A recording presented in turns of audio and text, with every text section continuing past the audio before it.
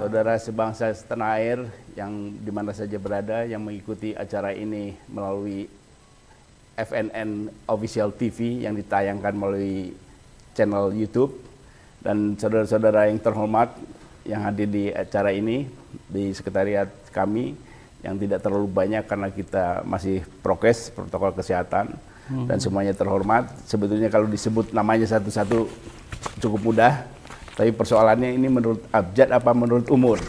Nah, ini agak berat, jadi terpaksa tidak disebut namanya satu persatu. Bukan karena susah, tapi karena persoalannya memang semuanya terhormat. Puji syukur kehadirat Allah Subhanahu wa Ta'ala karena berkat limpahan kesehatan, iman Islam kita bisa berkumpul di sini untuk memperingati hari ini, hari 1 Oktober. 56 tahun yang lalu Indonesia pada tanggal 1 itu ada secercah cahaya di balik kegelapan sejarah. Dan inilah yang kemudian bertahun-tahun kita peringati sebagai hari dimulainya lembaran baru bangsa Indonesia. Pada hari-hari ini, isu mengenai masalah 1 Oktober G30 SPKI ini kan makin kesini makin hangat. Di masa lalu, situasi ini diperingati sebagai peringatan tahunan, hanya tiap September dan Oktober.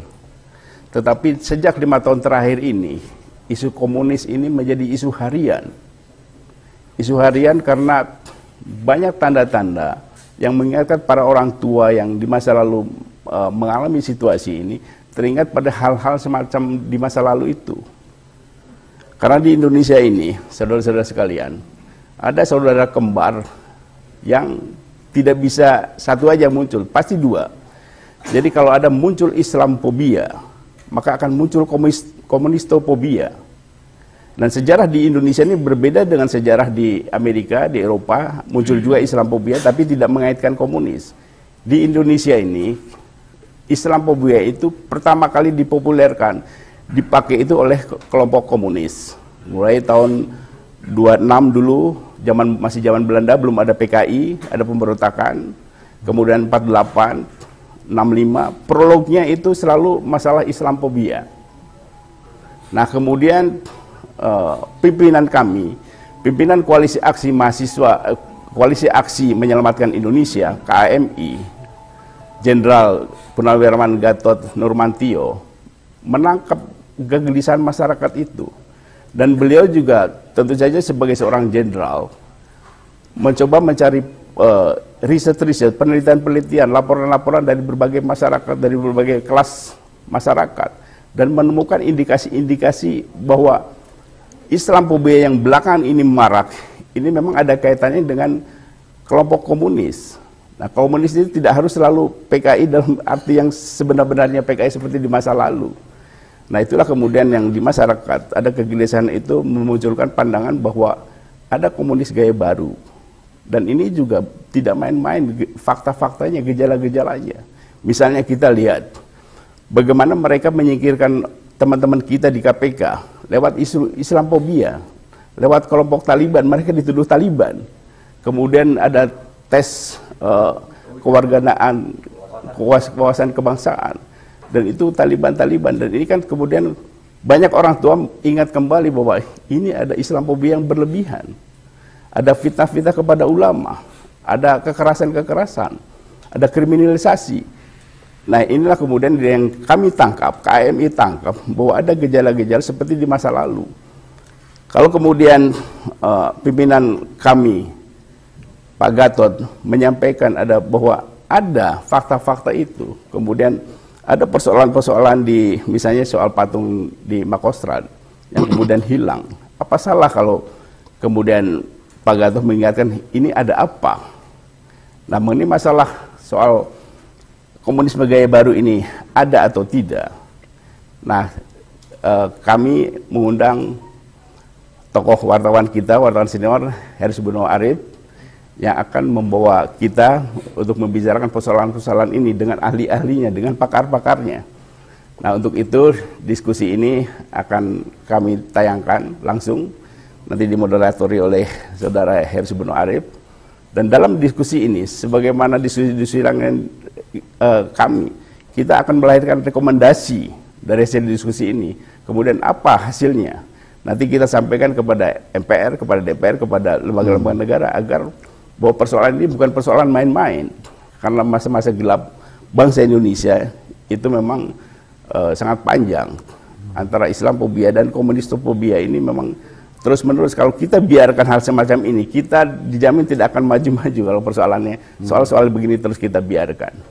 Baiklah, untuk mencari tahu apa yang sesungguhnya terjadi dan apa yang terjadi hari ini dan seterusnya, saya akan serahkan ini kepada Hersi Bono Arif untuk memimpin diskusi yang sangat penting bagi bangsa Indonesia.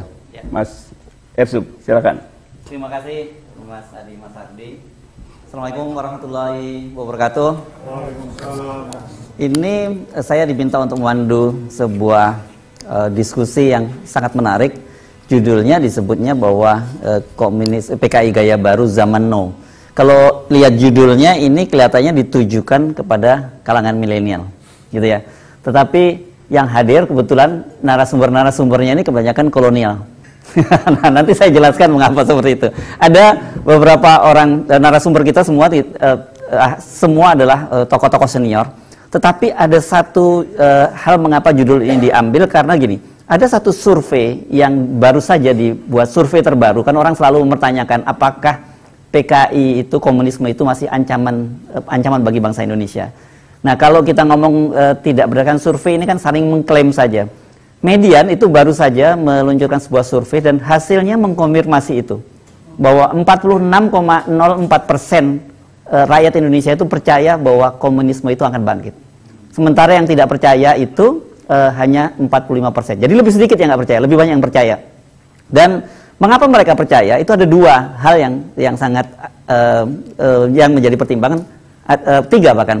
Pertama adalah banyaknya TKA Cina dan juga banyak investor Cina yang masuk di Indonesia, dan itu semua orang merasakan itu di daerah-daerah, terutama daerah Sulawesi, Kalimantan yang banyak pertambangan, orang merasakan langsung itu, mereka merasakan langsung. Yang kedua, persekusi terhadap ulama, gitu. Walaupun belakangan dicoba dijelaskan bahwa mereka kasus-kasusnya tidak semuanya berkaitan dengan masalah persekusi ulama, ada soal-soal pribadi. Tetapi bahwa kemudian Muhammadiyah sampai memerintahkan Kokam gitu dan tapak suci untuk turun mengawal para ulama, ini kan menjadi soal yang sangat serius. Nah, tetapi sekali lagi kemudian balik lagi ke survei tadi. Kenapa kok pakai judul Zaman Now? Ternyata ini dikonfirmasi lagi. Ini datanya sangat menarik berkaitan dengan demografi yang percaya. Saya bacakan supaya nggak salah. Ini datanya tadi saya masih ini mohon maaf sebentar karena mesti baca data supaya nggak salah. Ini yang percaya, ini kita lihat dari usia ya. Ini saya agak terkejut ini dengan survei ini. Karena yang percaya pada usia 17 sampai 20 tahun itu 63%. Percaya bahwa PKI itu akan bangkit kembali. Yang tidak percaya cuma 33%. Ini anak-anak generasi milenial ya. Kemudian usia 21 sampai 30% itu yang percaya 47,9%, yang tidak percaya 37,8%.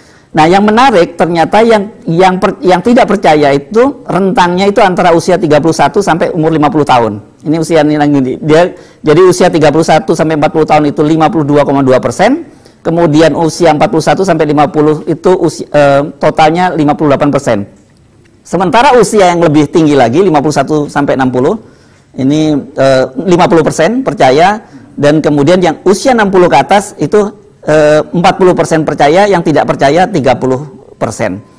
Jadi kita sekarang menghadapi sebuah realitas baru gitu. Kalau kita nganggap bahwa isu komunisme itu adalah isu masa lalu, isu yang tercerabut dari anak-anak muda sekarang, atau yang kita sering menyebutnya milenial, padahal mungkin nggak pas ya, karena ini generasinya tidak hanya milenial ini mungkin lebih pasnya generasi digital gitu kita sebutnya yang paling pas ya. Sementara kalau yang kita kan generasi kolonial yang ada di sini kebanyakan. Nah, ini menjadi sangat relevan, dan one day kita mesti bikin diskusi khusus nih dengan anak-anak muda karena sangat menarik data-data ini. Saya menyarankan, merekomendasikan kami untuk membuat diskusi lanjutan dengan mengundang median ya open survey ini dan kemudian menghadirkan anak-anak muda tentang ini untuk mengkonfirmasi mengapa mereka menganggap bahwa komunisme atau KPKI itu merupakan ancaman buat Indonesia.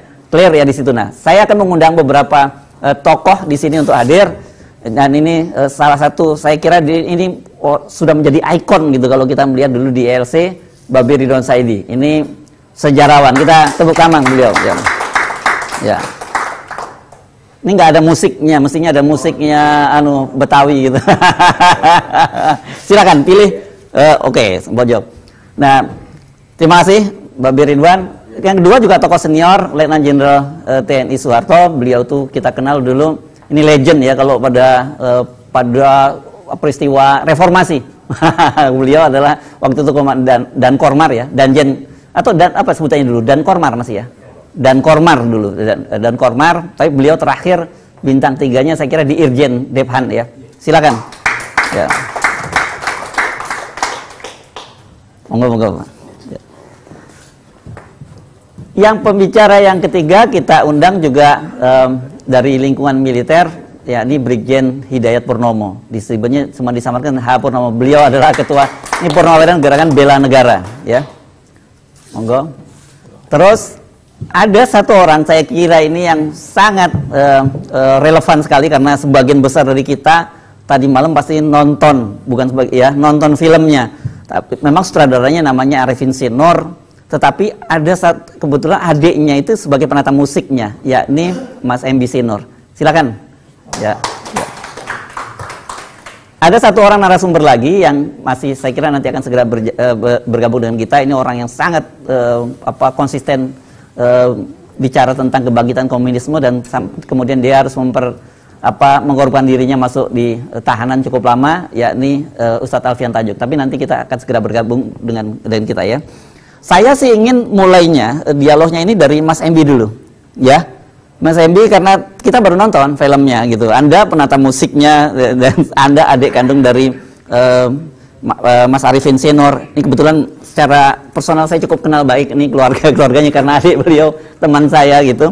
Jadi Mas MB mungkin bisa menceritakan dulu mulai dari sisi personal dulu ya. Setiap tahun setiap tanggal 31 malam itu ditonton orang film-film yang digarap juga oleh Mas MB. Itu sekarang kira-kira berapa juta ya orang yang menonton film itu kalau dihitung-hitung gitu?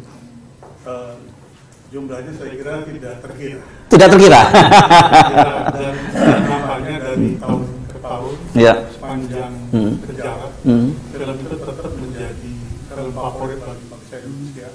Meskipun tidak ada di tayangan televisi terestrial, mereka terus bergerilya mencari untuk menonton. Betul. Pertama di awal-awal reformasi itu, generasi muda itu mencari lewat jaringan-jaringan YouTube. Yes. Seperti itu.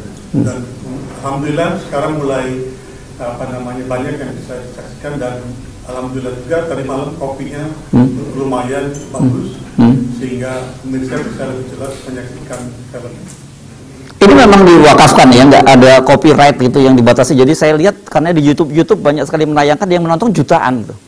Ya, karena sisa copyright itu di Indonesia kan masih jadi copyright. Copyright. Ya, jadi ya lillahi ta'ala aja. Oh, lillahi ta'ala. Ya, tetapi lebih daripada itu bahwa karena ini film penting, film politik yang berisi inspirasi tentang ketahanan budaya bangsa. Maka ini kita tidak pernah mempermasalahkan itu. Bahkan ada keinginan dari saya pribadi agar serial ini terus ditindaklanjuti karena sebetulnya film ini masih koma. Masih koma ya? Iya, masih koma. Sebetulnya harus ada kelanjutan dari kisah dari perjuangan kita di dalam konteks bagaimana menegakkan kebudayaan Indonesia dalam perspektif Pancasila itu. Ya, ya. Ini pertanyaan personal. Apa yang Anda rasakan setiap kali tanggal 31 Oktober dan kemudian melihat orang ada bahkan dulu sampai nobar zaman Pak Gatot segala macam, nobar di mana-mana, dan sekarang kalau kita lihat YouTube gitu yang nayangkan itu, bahkan saya lihat YouTube yang subscribernya kecil pun bisa menghasilkan jutaan penonton di situ. Apa yang Anda bisa rasakan?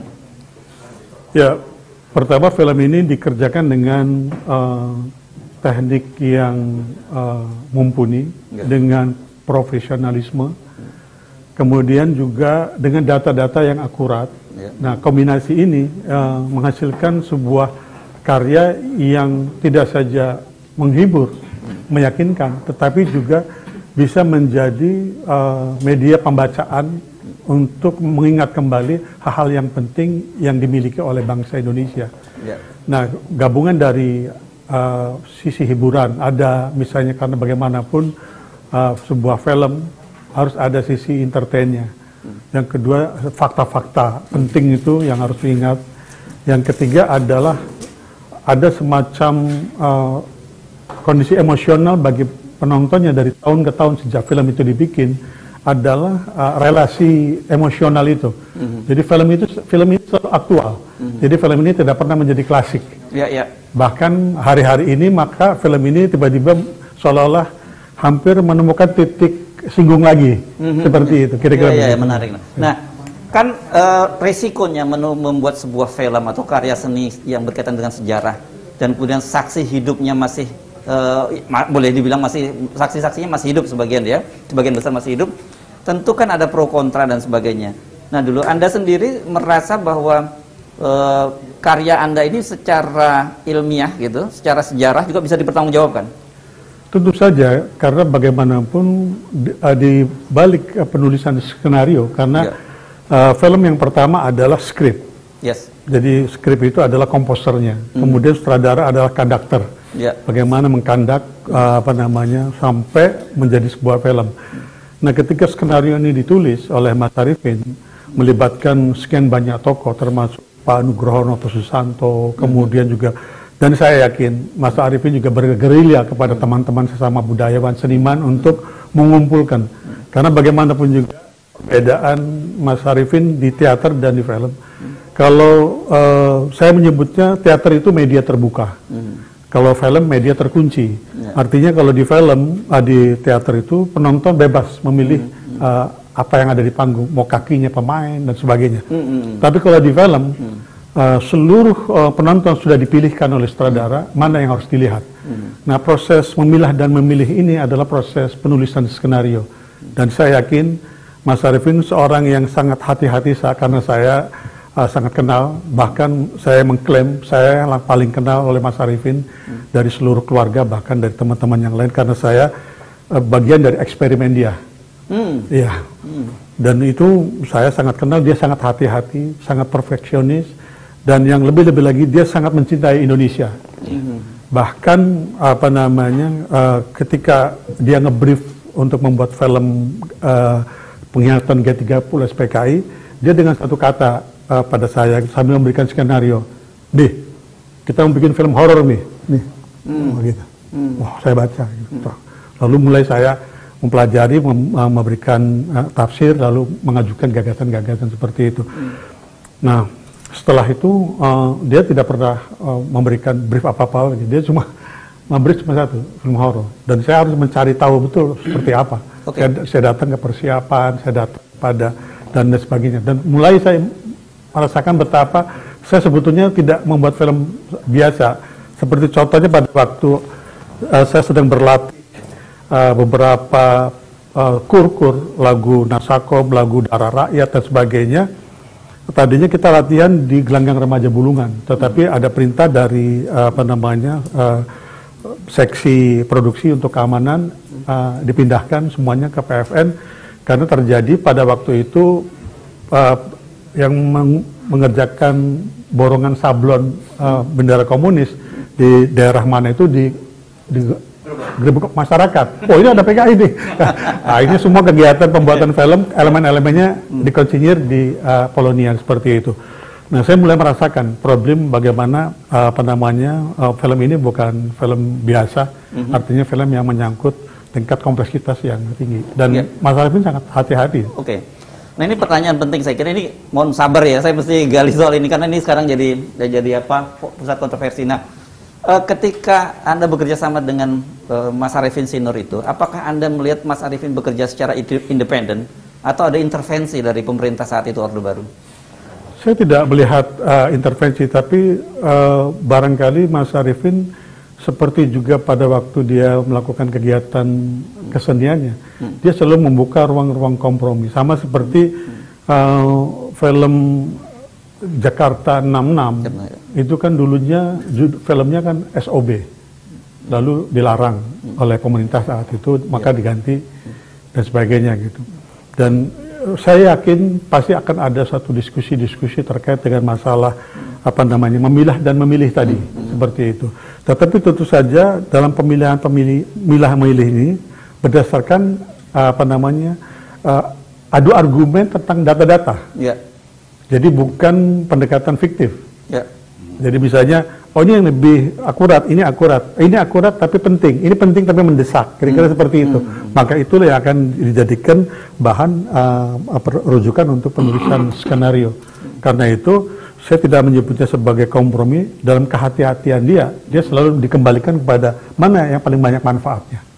Kira-kira begitu. Oke. Nah, sampai akhir hayatnya dari beliau, tahun berapa ya wafat? 95. 95 ya, jadi masih masa Orde Baru ya. Ada nggak terbesit penyesalan atau sebaliknya justru kepuasan dari beliau telah menghasilkan film ini? Saya belum pernah bicara tentang itu, belum pernah bicara seperti itu, dan nampaknya dia tidak pernah membahas masalah itu. Dia cuma mengatakan seminggu sebelum meninggal itu pada saya bilang begini, saya mau bicara sesuatu tapi saya nggak mau bicara tentang estetika, just enough, kata dia. Dia bilang ternyata setelah saya amati di dunia ini ada 3 orang besar, yaitu orang besar karena karena publisitas, orang besar yang sibuk mencatatkan diri dalam sejarah, dan orang yang besar karena memang dia punya karya, kata dia. Kalau bisa kamu jadi yang ketiga, tapi jangan cari efek, berkarya aja, yang tulus, katanya. Itu saya kira pembicaraan yang terpenting, yang sangat personal dari Mas Arifin pada saya, karena sejak pembuatan film G30 SPKI itu boleh dibilang kegiatan filmnya film-film yang kurang lebih film-film biasa. Jadi tidak ada kegiatan diskusi yang intens. Selebihnya adalah kegiatan teater. Ya. Oke, kalau Anda sendiri sebagai orang yang terlibat langsung sebagai penata musik, apa perasaan Anda atau apa penilaian Anda tentang film ini? Apakah Anda merasa bahwa ini ada kepuasan batin tersendiri Anda dengan membuat film ini? Kalau dari segi kepuasan, barangkali kepuasan saya itu pada film yang akan datang ya, bukan yang sekarang. Tetapi kalau yang sudah dibikin ini, saya sebetulnya lebih suka pada film Jakarta 66. Jakarta 66 ya. Karena Jakarta 66 itu bagi saya menarik diskusi-diskusinya yang itu yang hilang itu. Yang tiba-tiba ketika diputar itu tiba-tiba yang muncul adalah cuma demo-demo aja. Karena ingat pada satu malam ketika sekitar jam 10 atau setengah 11 kita lagi kerja, lalu ada informasi Pak Benny Murdani akan datang untuk lihat Rush Kopi. Lalu kita siapin untuk presentasi, lalu Pak Benny datang, preview sampai habis itu pulang, kemudian kita selesai rilis kopi, kemudian masuk ke Seknek, habis itu filmnya muncul tinggal separuh. Yang Jakarta 66 ini ya? Iya, itu iya. Jadi sebetulnya itu saya lihat bahwa ada semacam trilogi yang menarik dari mulai Serangan Fajar, kemudian Jakarta 66 dan G30 SPKI dan Jakarta 6 itu sebetulnya menarik sebagai trilogi sejarah dalam perspektif Arifin Zainur yang melihat tokoh dari kacamata kreatif. Ya. Seperti itu. Di sini ada Temon juga muncul lagi di Jakarta 66, di G30 SPKI dengan ibunya yang gelandangan itu. Kira-kira seperti itu. Ya. Ini pertanyaan terakhir, Anda setuju atau Anda menolak kalau disebut ini sebagai film propaganda?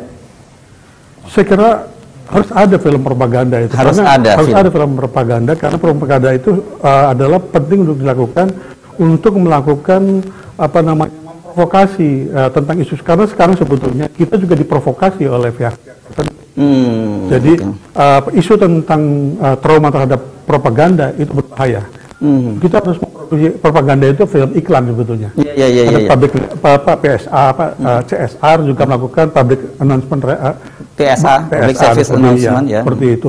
Dan semuanya Cuma peristilahan ini ketika ini digunakan di dalam ranah politik tiba-tiba menjadi istilahnya propaganda di agama, dia propaganda sebetulnya lebih kepada film dakwah sebetulnya. Ya kan? Jadi film pengingatan G30 PKI adalah dakwah kebudayaan bangsa Indonesia terkait dengan masalah bagaimana melindungi bangsa Indonesia dari gangguan terhadap Pancasila, kan seperti itu. Jadi ini sebetulnya film dakwah. Tetapi ketika dinamai dengan propaganda, seolah-olah ini ada satu langkah yang salah. Negatif kesannya ya.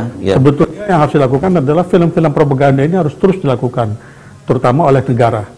Karena sebetulnya kita juga dikunci oleh film-film luar. Iya, mereka juga propaganda ya. Mengunci kita. Hollywood itu juga propaganda ya. Kita. Iya. Kita juga harus mengunci. Jadi balik. sah saja ya propaganda. Bukan, ini harus kewajiban. Kewajiban malah. Kewajiban. Iya. Oke, menarik ya. Kita beri plus ya kalau Pak Hendy ya. Ya penting. Ya. Babe dari tadi udah manggut-manggut gitu. Ini menarik ini Babe, ini kita kan ini kalau beliau tampilannya juga sama seniman. Kita klaster seniman dulu ya kita ini kan. Oh ya, budaya seniman, tapi kalau tampilannya seniman beliau ini kan gitu. B, Anda sendiri kalau melihat kontroversi setiap kali yang berulang seperti ini gitu, posisinya di mana deh? Acara-acara berulang. Iya, apa bahwa setiap tahun tanggal 30 September orang mempersoalkan ini dan sebagainya. Apakah menurut Anda ini juga merupakan satu hal yang penting atau yang harus sudahlah udah lewat? Nah, ini penting. Penting. Karena kita harus berpengalaman bahwa Madiun dulu kan nggak dibikin kayak gini. Sehingga muncul G30S. Ya. Karena itu waktu Pak Karno cukup membela Madiun. Itu waktu defense dia luar biasa. Karena kan sebenarnya setelah Madiun PKI partai terlarang. Ya. Kemudian direhabilitasi oleh Bung Karno tahun 52 dengan mengundang Tan Lingji, Nyoto, Lukman, Aidit ke istana. Lalu lehal lagi partai PKI. Nah, adanya film ini, melalui film ini, dengan fokus film ini diperingati tahunan bagus. Karena semalam saya berada di sebuah kampung di Sawangan ya, keadaan kampung lah ya. Itu hujan lagi, itu seratusan lebih yang nobar tuh nonton bareng. Di lapangan? Dia ada atapnya lah. Oh, ada atapnya. Kalau di lapangan nggak bisa ya. Ada atapnya, itu luar biasa juga. Saya terharu juga. Dan anak-anak muda itu yang nonton? Banyak. Anak-anak banyak karena dia seperti tadi ya, survei tadi. Yeah. Kenapa anak muda atau generasi milenial atau digital itu sampai 60% ya kan? Yeah. Karena mungkin saja banyak pikiran-pikiran yang diselundupkan itu yang anti-Islam gitu. Itu yang mereka dengan gampang menyimpulkan ini PKI kan gitu. Pikiran-pikiran anti-Islam, pikiran mulai dari mengejek fisikal muslimin sampai kepada ide-idenya kan begitu. Nah itu mereka ngerti di lingkungannya, jadi nggak usah kita doktrin lagi, dia sudah tahu bahwa ini gerakan anti-Islam dia persamakan dengan gerakan kebangkitan komunis. Itu yang saya lihat. Jadi menarik sekali data yang tadi diutarakan. Intinya bahwa peringatan tahunan ini perlu berlanjut terus.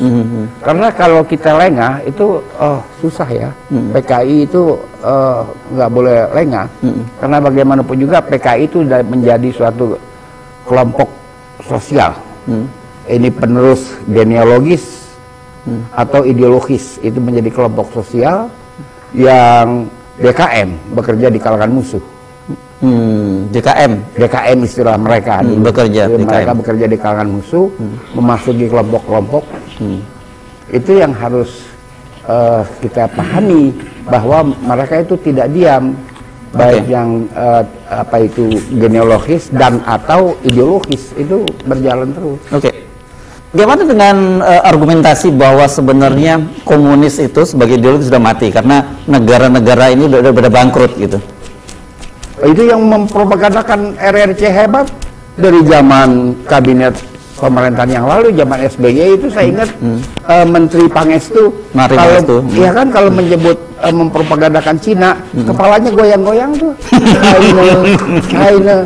Coba putar aja lagi itunya ya apanya videonya kan masih nggak ada. Nah sekarang dia lihat kan Cina nyungsep ya kan tapi cukup lama loh kehebatan Cina dipropagandakan. Jadi begini Bung Herti ya saya menyebut tokoh Tan Lingyi. Tan Lingyi itu kan dipilih setelah izin kepartaian Maklumat X. Wah, pada waktu itu tahun 46 sampai 49 migran Cina itu terbelah dua. Ada Kuchantang, dia yang pro kepada gerakan Mao Zedong, ya. Ada Kuomintang yang pro kepada Chiang Kai-shek. Nasionalis ya. Iya, dulu ya. Warung-warung itu kita lihat kalau gambar Mao Zedong ini Kuchantang. Oh, Kuchantang. Di warung-warung dipasang kalau gambar Chiang Kai-shek itu Kuomintang. Kalau dia langganan Kengpo, ini Kuomintang. Kalau dia langganan Sinpo, ini Kuchantang. itu terbuka. Jadi waktu Tan Lingyi terpilih, saya udah paham ini dari Kuchantang ini. Siapa nih Tan Lingyi. Jadi waktu masa hebatnya Cina sebelum sebulan terakhir nih dia babak belur ya kan, itu luar biasa loh. Melewati kemasan kehebatan China kan begitu ya. Kehebatan China. Saya mau niru Bali pakai susah saya ya kan. Itu masuk sebenarnya gagasan-gagasan apa itu kesan-kesan kehebatan komunis yang salah. Nah, balik tadi karena Babe nyinggung survei. Tadi kan disebutkan bahwa ini kenapa persepsi komunis itu balik lagi itu karena dianggap bahwa banyaknya TKA Cina dan juga investasi Cina yang masuk. Iya. Nah, kalau dulu dikenal ada poros Jakarta Peking. Iya. Sekarang ada nggak itu poros Jakarta Beijing itu?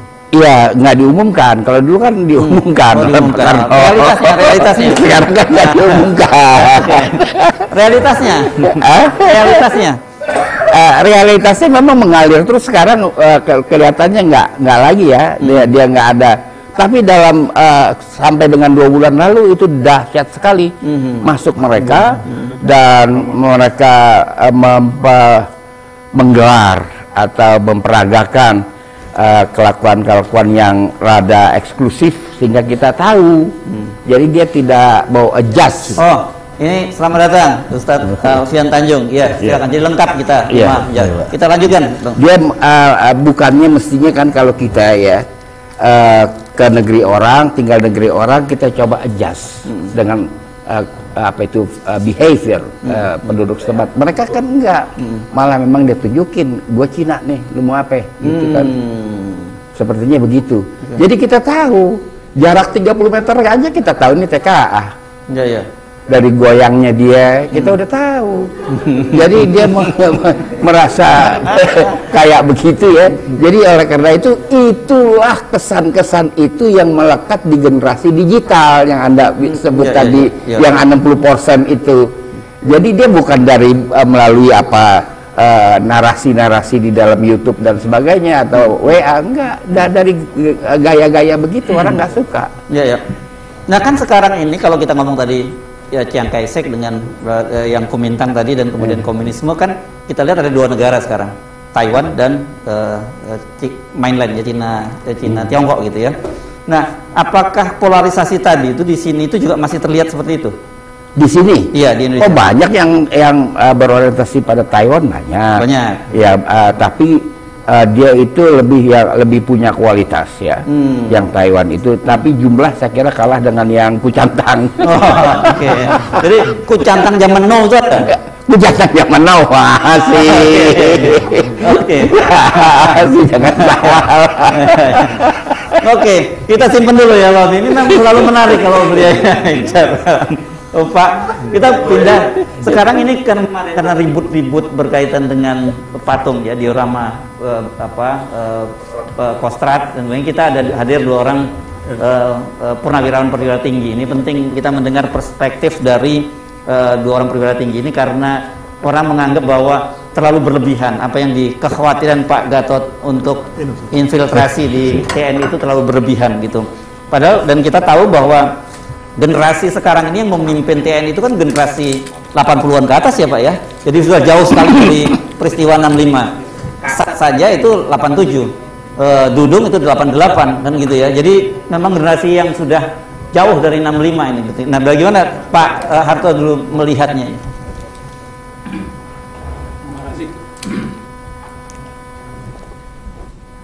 Kalau kita melihat ke belakang, saya masuk Taruna itu tahun 65.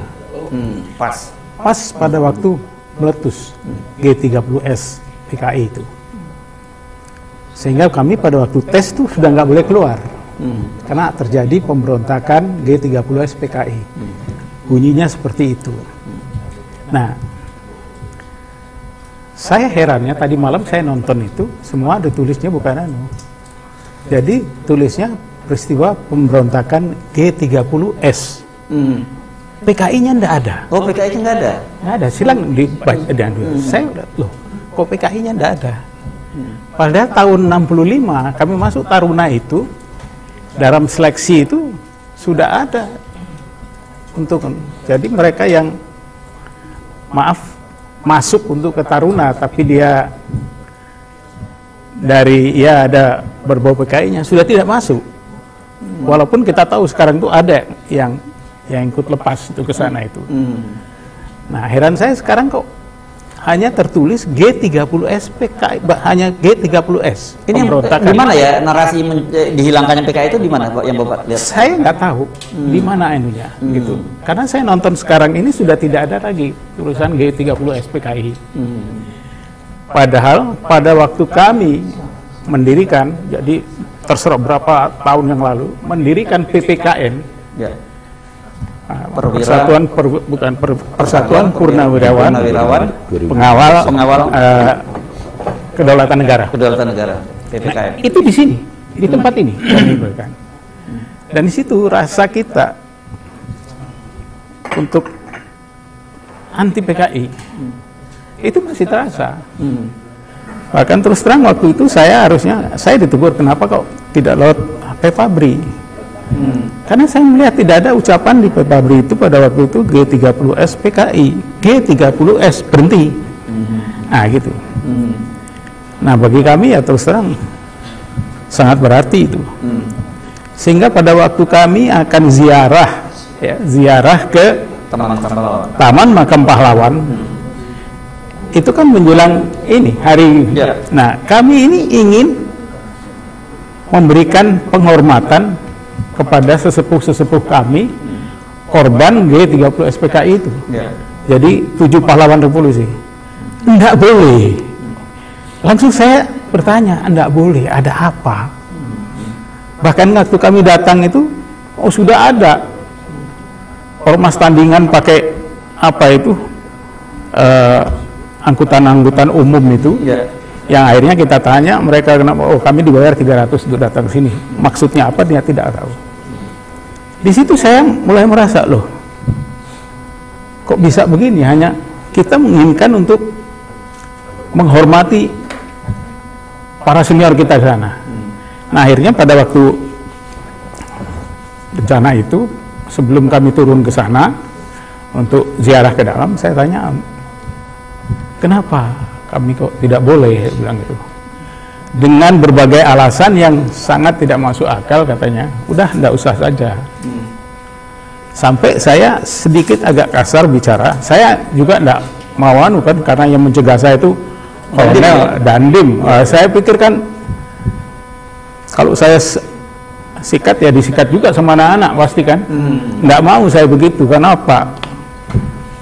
Ya kalau sampai terjadi itu, saya sampai diberitahu juga, Pak Gatot, nggak usah Pak. Nanti ini berita ini nanti digoreng. Nah, walaupun saya agak kasar, saya tarik itu. Padahal saya di situ bukan untuk mengumumkan apa kami mendukung kami atau apa. Tidak, kami untuk mengucapkan terima kasih kepada anak-anak yang ikut baik. Ini beserta saya ada Pak Narko, mantan Danjen Kopassus. Kami sama-sama sini membentuk itu. Saya katakan, apa ini akan membuat republik ini akan runtuh kalau kami ziarah gitu loh. Kami ziarah. Akhirnya ya diizinkan. Tapi berapa puluh tuh, termasuk di situ ada Pak Gatot, ada mantan Kasau, ada mantan, semua dalam. Kami dibagi 3 katanya. Nanti rombongan ini masuk dulu, dipimpin oleh saya. Di situ ada Pak Gatot, dia minta saya.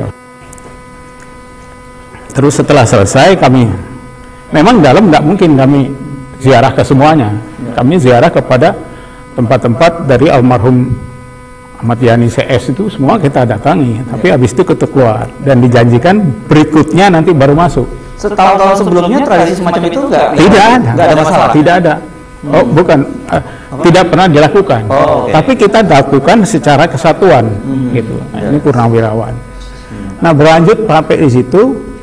Kami juga ke Jogja, ingin ziarah ke tempatnya Pak Dirman. Pak Dirman. Nah, itu kan kaitan dengan kan tidak ada, tapi kan kami ziarah untuk menghargai orang tua kami di ABRI. Tidak boleh. Lucu. Kemarinnya itu boleh, tapi begitu malamnya ditanya nanti irupnya siapa, Letjen Soeharto. Wah, dibatalkan. Tidak dibuka, tidak boleh. Akhirnya anak-anak kami situ, ya walaupun dia tua-tua, tapi semangatnya hebat. Di luar pagar itu dia bariskan tuh, potong, upacara selesai, mau naruh kanan bunga, tidak boleh. Ditutup. Anak-anak kami yang tua-tua itu, bawa pagar, lompat ke pagar. Karangan bunga juga lompat ke pagar, taruh di tempat Jenderal Sudirman. Di luar gitu, gerak hormat. Nah saya tidak bisa masuk, tapi terus saya manuver. Sudah nggak bisa lompat pagar lagi Pak Arto ya? Bukan, saya nggak kesana saja dah nggak boleh. Gitu. Akhirnya saya keluar, tapi saya ke Museum Pak Harto. Di sana Museum Pak Harto sama rombongan kami masuk ditutup. Polisi tidak bisa masuk. Nah di situ kami ya nyampaikan unek-unek, ada apa? Pak Dirman kan bukannya unsur di dalam apa itu peristiwa itu. Kita hanya sesepuh. Setelah selesai dari situ kami keluar. Kami keluar langsung dikirim ke hotel. Kami langsung ke Solo, ke tempat makam Pak Harto. Nah, di situ ke sana saya tahlilan. Sebagai anak bangsa kan pada orang tua teman sekali kami tahlilan di situ beserta dengan unsur-unsur ada di luar. Nah, di situ anunya kita herannya itu sampai begitu protektif untuk hal yang berkaitan dengan apa ini dengan kaitan dengan G30 SPKI. Padahal 5 kami masuk Taruna. Sudah lakukan gitu. Iya. Apa yang Bapak pikirkan mengapa terjadi hal-hal semacam itu? Saya nggak tahu apa pikiran kita atau pikiran apa. Kalau dari pikiran kami, yang kami takutkan bukan apa-apa. Jangan sampai orang melupakan ini, melupakan ini. Sedangkan kami pada waktu masuk Taruna saja sudah gemborkan ini pemberontakan G30S PKI. Jadi saya takutnya kalau ini nanti perlahan-lahan hilang, ya kan, hilang dengan apa ini? Patung seperti di Kostrad diambil. Tapi sementara kalau kita lihat itu di Semarang, di PT Kereta Api dibikin tinggi. Ada apa maksudnya? Ya ini suuzon ya, mungkin dia pikirkan Bung Karno ya 18,5 meter. 18,5 meter tertinggi di dunia katanya itu. Tertinggi patung Bung Karno tertinggi, bukan patung tertinggi di dunia ya. Mungkin dia berpikir juga ini KAI ini. KAI ini kan termasuk juga perusahaan yang tidak menguntungkan sekarang. Mungkin dengan perlindungan ini kami bisa tetap eksis karena buat mungkin ini anu saya ya, terserah orang mau bilang suzon apa. Karena Teh Ludung juga pada waktu Gubernur Akmil kan, ya bikin patung Bung Karno, jadi Pangdam Jaya, terus jadi Kas Kostrad. Tapi Pak Wijoyo, Agus Wijoyo, Gubernur Lemhanas dan Pak Prabowo yang bikin patung lebih keren dari patungnya Pak Dudung belum dapat promosi apa-apa tuh? Belum. Iya. Setelah ada kabinet baru kan mungkin. Ya. Okay. Tapi terus terang saya sebagai tentara, kalau cuma dapat prestasi dengan cara-cara gitu, malu saya. Itu bukan kerjaan tentara, iya kan? Bongkari apa itu? Baliho, bukan. Di Amerika, Jenderal McMillan sama Trump itu turun kamu, tentara, selesaikan semua lawan pemrotes itu. Apa dia? Enggak mau dia. Yang memerintahkan saya satu, konstitusi. Ini yang saya maksud. Ini profesional, gitu loh. Jangan ini nanti dihargai, baliho, nanti ke depan lagi apa lagi, terus nanti dicontoh adik-adiknya. Iya kan? Mencari prestasi yang bukan pekerjaan dia. Sementara di Papua itu OPM bukan KKB, Pak. OPM, operasi organisasi Papua Merdeka. Itu ya. Jadi pemberontakan itu ya. Pemberontakan ini adalah usaha mereka untuk pecah dari negara. Ini masalah kedaulatan. Karena mereka sudah mendeklarasikan perang terhadap RI ya. Punya presiden, punya panglima sendiri, punya tentara, punya lagu kebangsaan, punya. Itu yang ngelawan itu tentara, bukan polisi. Tapi kalau kita sebut sebagai KKB, kelompok kriminal bersenjata, ya polisi itu. Polisi kriminal, karena polisi itu tugasnya ada crime justice system. Kenapa kita nggak ada itu? Maka sampai saya katakan, ini tentara ini apakah punya kontingensi untuk ini? Apalagi sekarang kami yang pensiun kan, dari sebelum pensiun kami sudah tahu bahwasanya Laut Cina Selatan itu bakal jadi teater pertempuran. Mungkin awal daripada Perang Dunia ketiga. Dan Amerika sudah mulai menyebutnya sebagai New Cold War ya. Sebagai era perang dingin yang baru ya. Saya sudah pindah jadi tidak lagi di Eropa tapi langsung di depan mata kita ya. Kita kok nggak bikin kontingensi untuk ini bahaya sekali. Oke. Sekarang pindah dulu ke Brigjen Hidayat Purnomo, disebutnya H saja ini, Hidayat Purnomo gitu ya. Ketua Purnawirawan Gerakan Bela Negara ya. Ini isinya juga para purnawirawan TNI ya. Tempur. Campur, bukan campur. Saudara kita itu. Oke. Pak Sabit. Nah, Pak Purnomo lihat ribut-ribut di Kostrad kemarin. Bapak kesannya kok dari Kostrad ya, Bapak ya? Ininya. Bukan ya? Di Kujang Siliwangi. Siliwangi. Wah, Pak Siliwangi ini terkenal kalau soal pemberontakan penumpang segitiga SPKI ya. Oke. Jadi bagaimana lihat ribut-ribut kemarin itu, Pak Purnomo? Jadi yang pertama saya coba kenapa terjadi keributan yang membias kemana-mana gitu. Itu kan akibat dari pernyataan Pak Gatot pada waktu malam Senin ya, Pak ya. Iya, acara forum profesor dan doktor insan kita kami kan. Tentang diorama yang di Kostrad katakan hilang begitu ya. Akhirnya ini melintir kemana-mana, diperpolitisir kemana-mana, tidak fokus lagi begitu kira-kira. Saya tidak membela Pak Gatot, tapi Pak Gatot dari mulai dinas gitu ya, dia sangat concern sekali terhadap kemungkinan bangkitnya PKI. Jadi setiap tanggal 30 pasti Panglima TNI itu memerintahkan putar film itu. Jadi bukan hal yang baru sebenarnya Pak Gatot memberikan early warning begitu. Nah yang disampaikan itu mungkin peringatan dari Pak Gatot, begitu kira-kira lah. Saya masuk kepada diorama, di mana di ruangan itu ada 3 orang,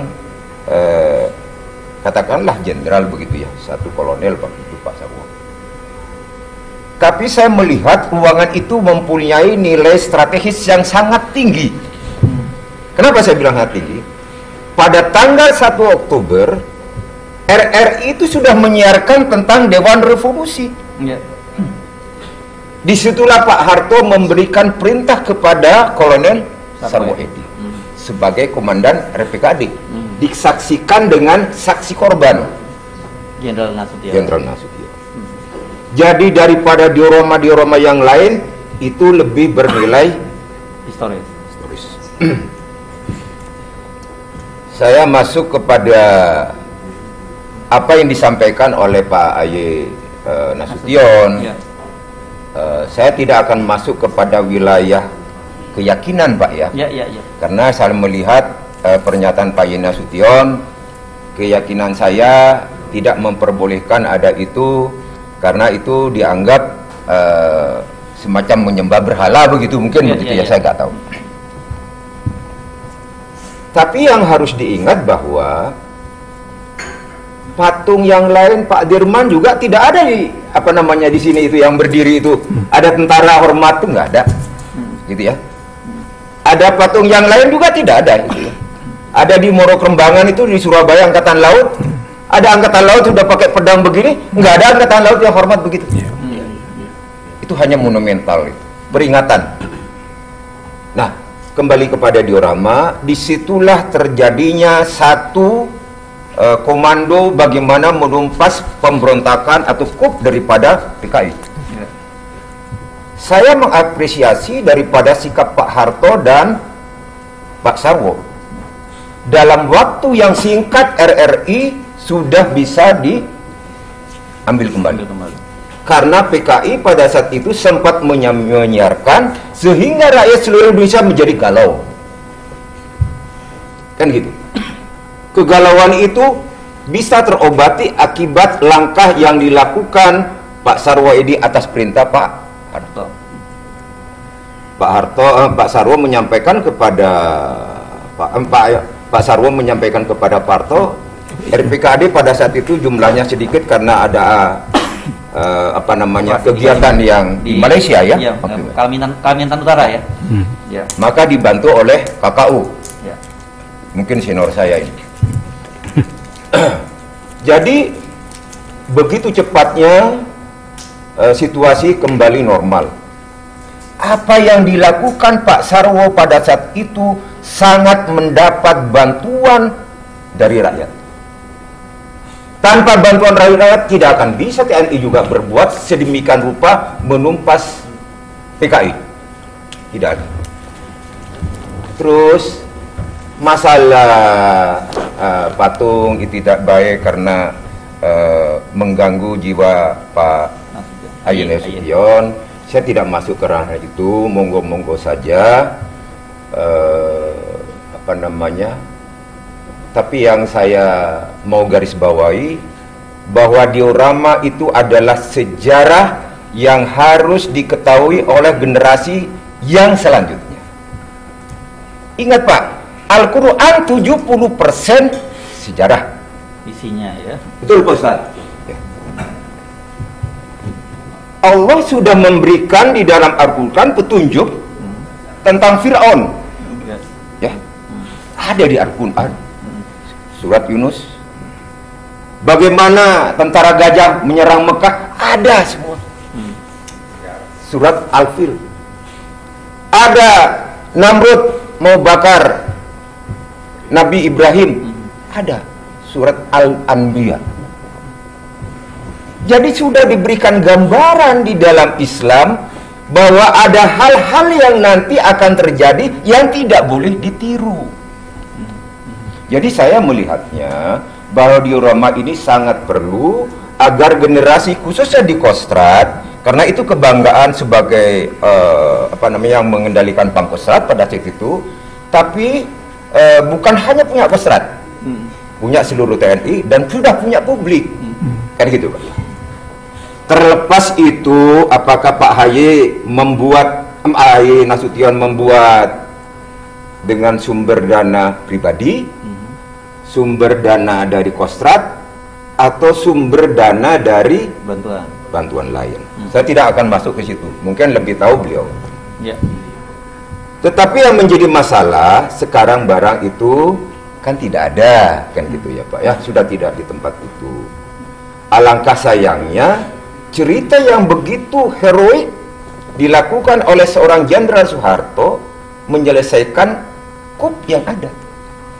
Apakah mau dibuang? Kan gitu Pak ya. Nah sekarang tentunya kembali kepada Pangkostrat yang sekarang. Apakah diorama ini masih dianggap perlu? Kalau dianggap perlu, kalau itu barang dipindahkan ke tempat lain, ya mungkin perlu dikembalikan. Kan gitu Pak ya. Kalau toh mungkin karena ini barang diangkat dan sebagainya ada rusak, mungkin dibikin baru. Monggo. Tapi pada prinsip sekarang keputusan dari Pangkostrat Pak Dudung, apakah perlu ada diorama atau juga kasat Pak Andika? Perlu nggak itu? Gitu ya. Karena gini Pak,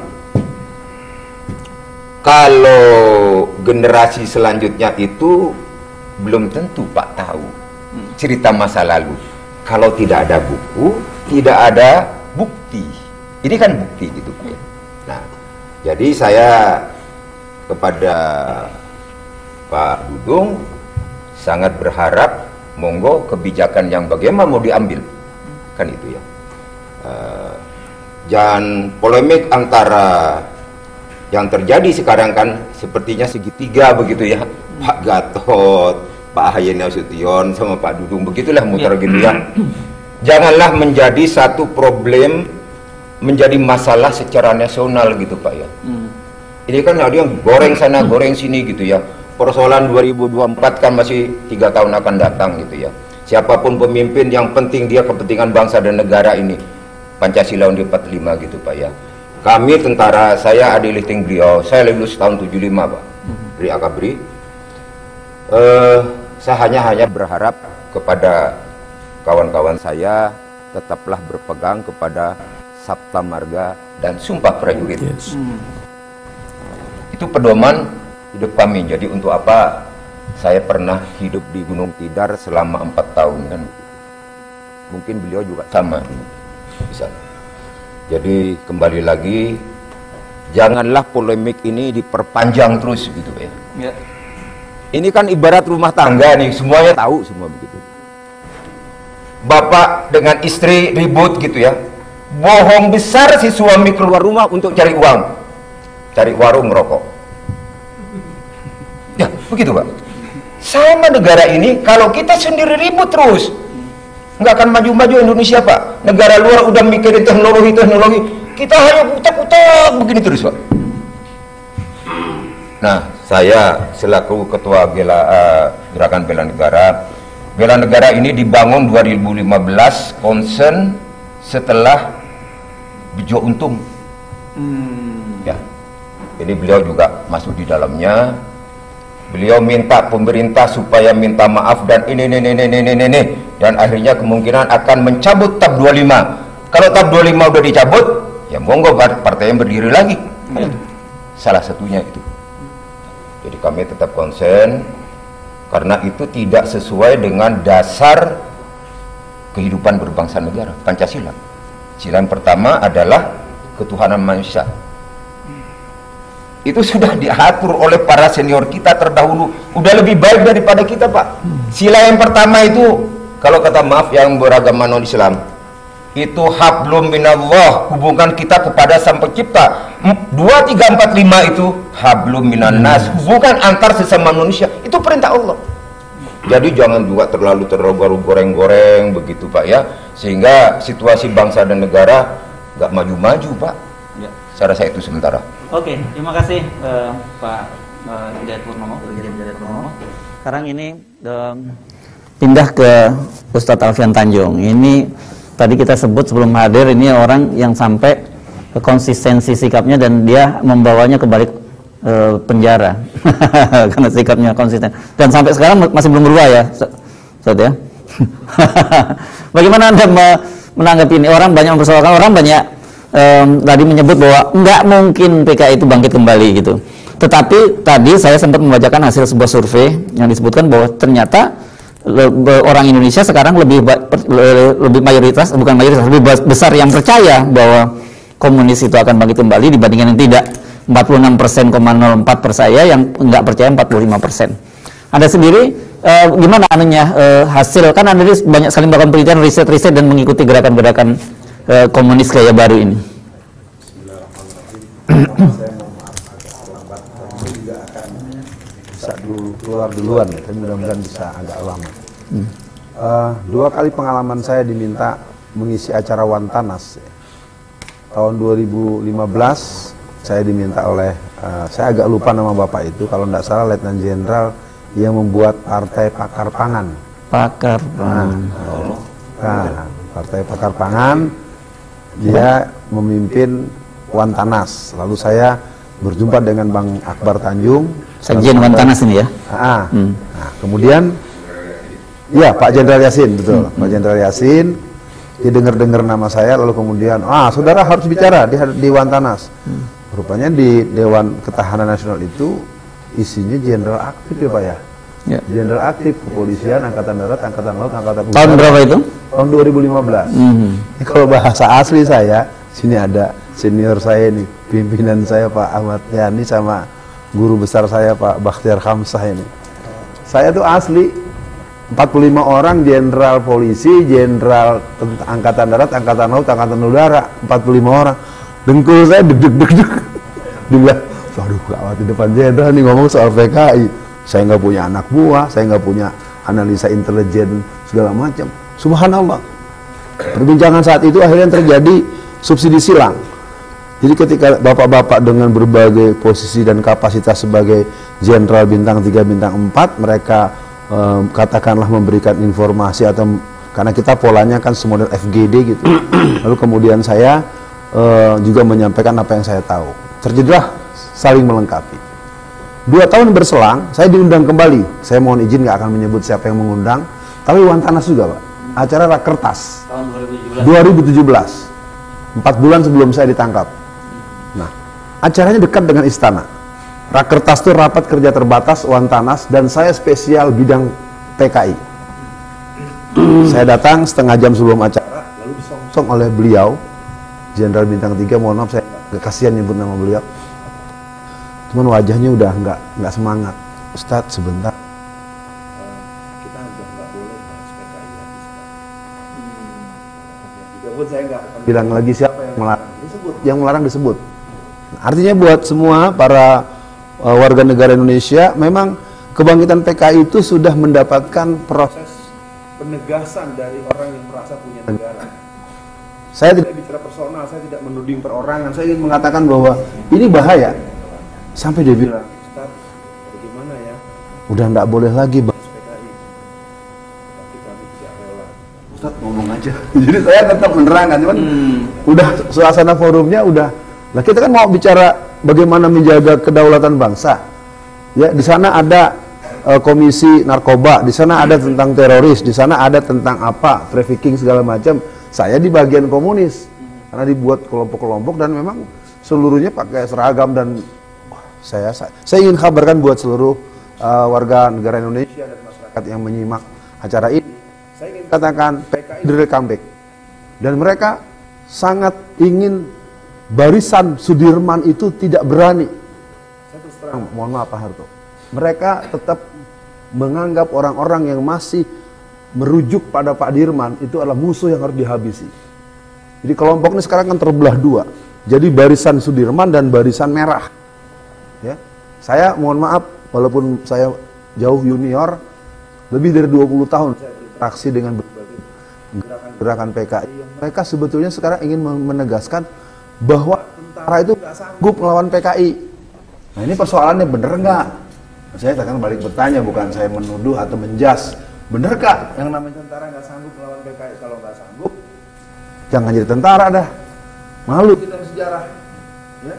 Ini terus terang para semua peserta, di sini ada guru juga saya Bang Ridwan. Nah, kalau saya punya pengalaman di lapangan, terlepas saya harus mengulang, ini harus saya angkat lagi.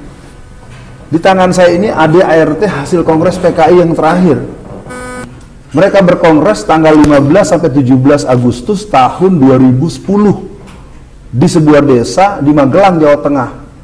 Kongres yang ke-9 dilakukan di Cianjur Selatan tahun 2005. Kongres yang ke-8 dilakukan di Sukabumi Selatan tahun 2000. Kongres yang ke-7 dilakukan tahun 1967 di Blitar Selatan. Orang semua ngerti kalau satu aktivitas melahirkan ADART, berarti ini merupakan pertemuan yang dihadiri oleh representasi jaringan mereka.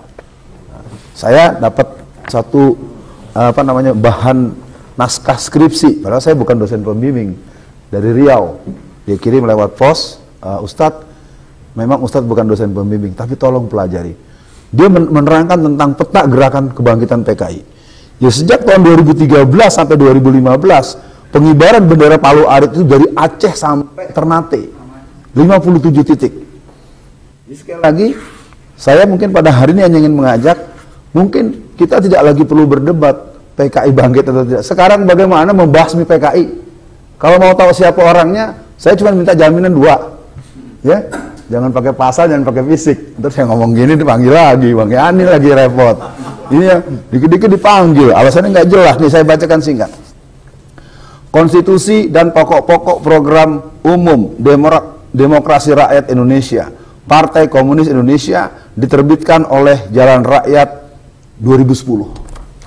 Ya, artinya saya tidak ingin bergurau. Ketuanya bernama Wahyu Setiaji, dan dia saya lihat ada di satu instansi pemerintahan, tetapi selalu di tampilannya kita coba lacak di searching, nggak ada.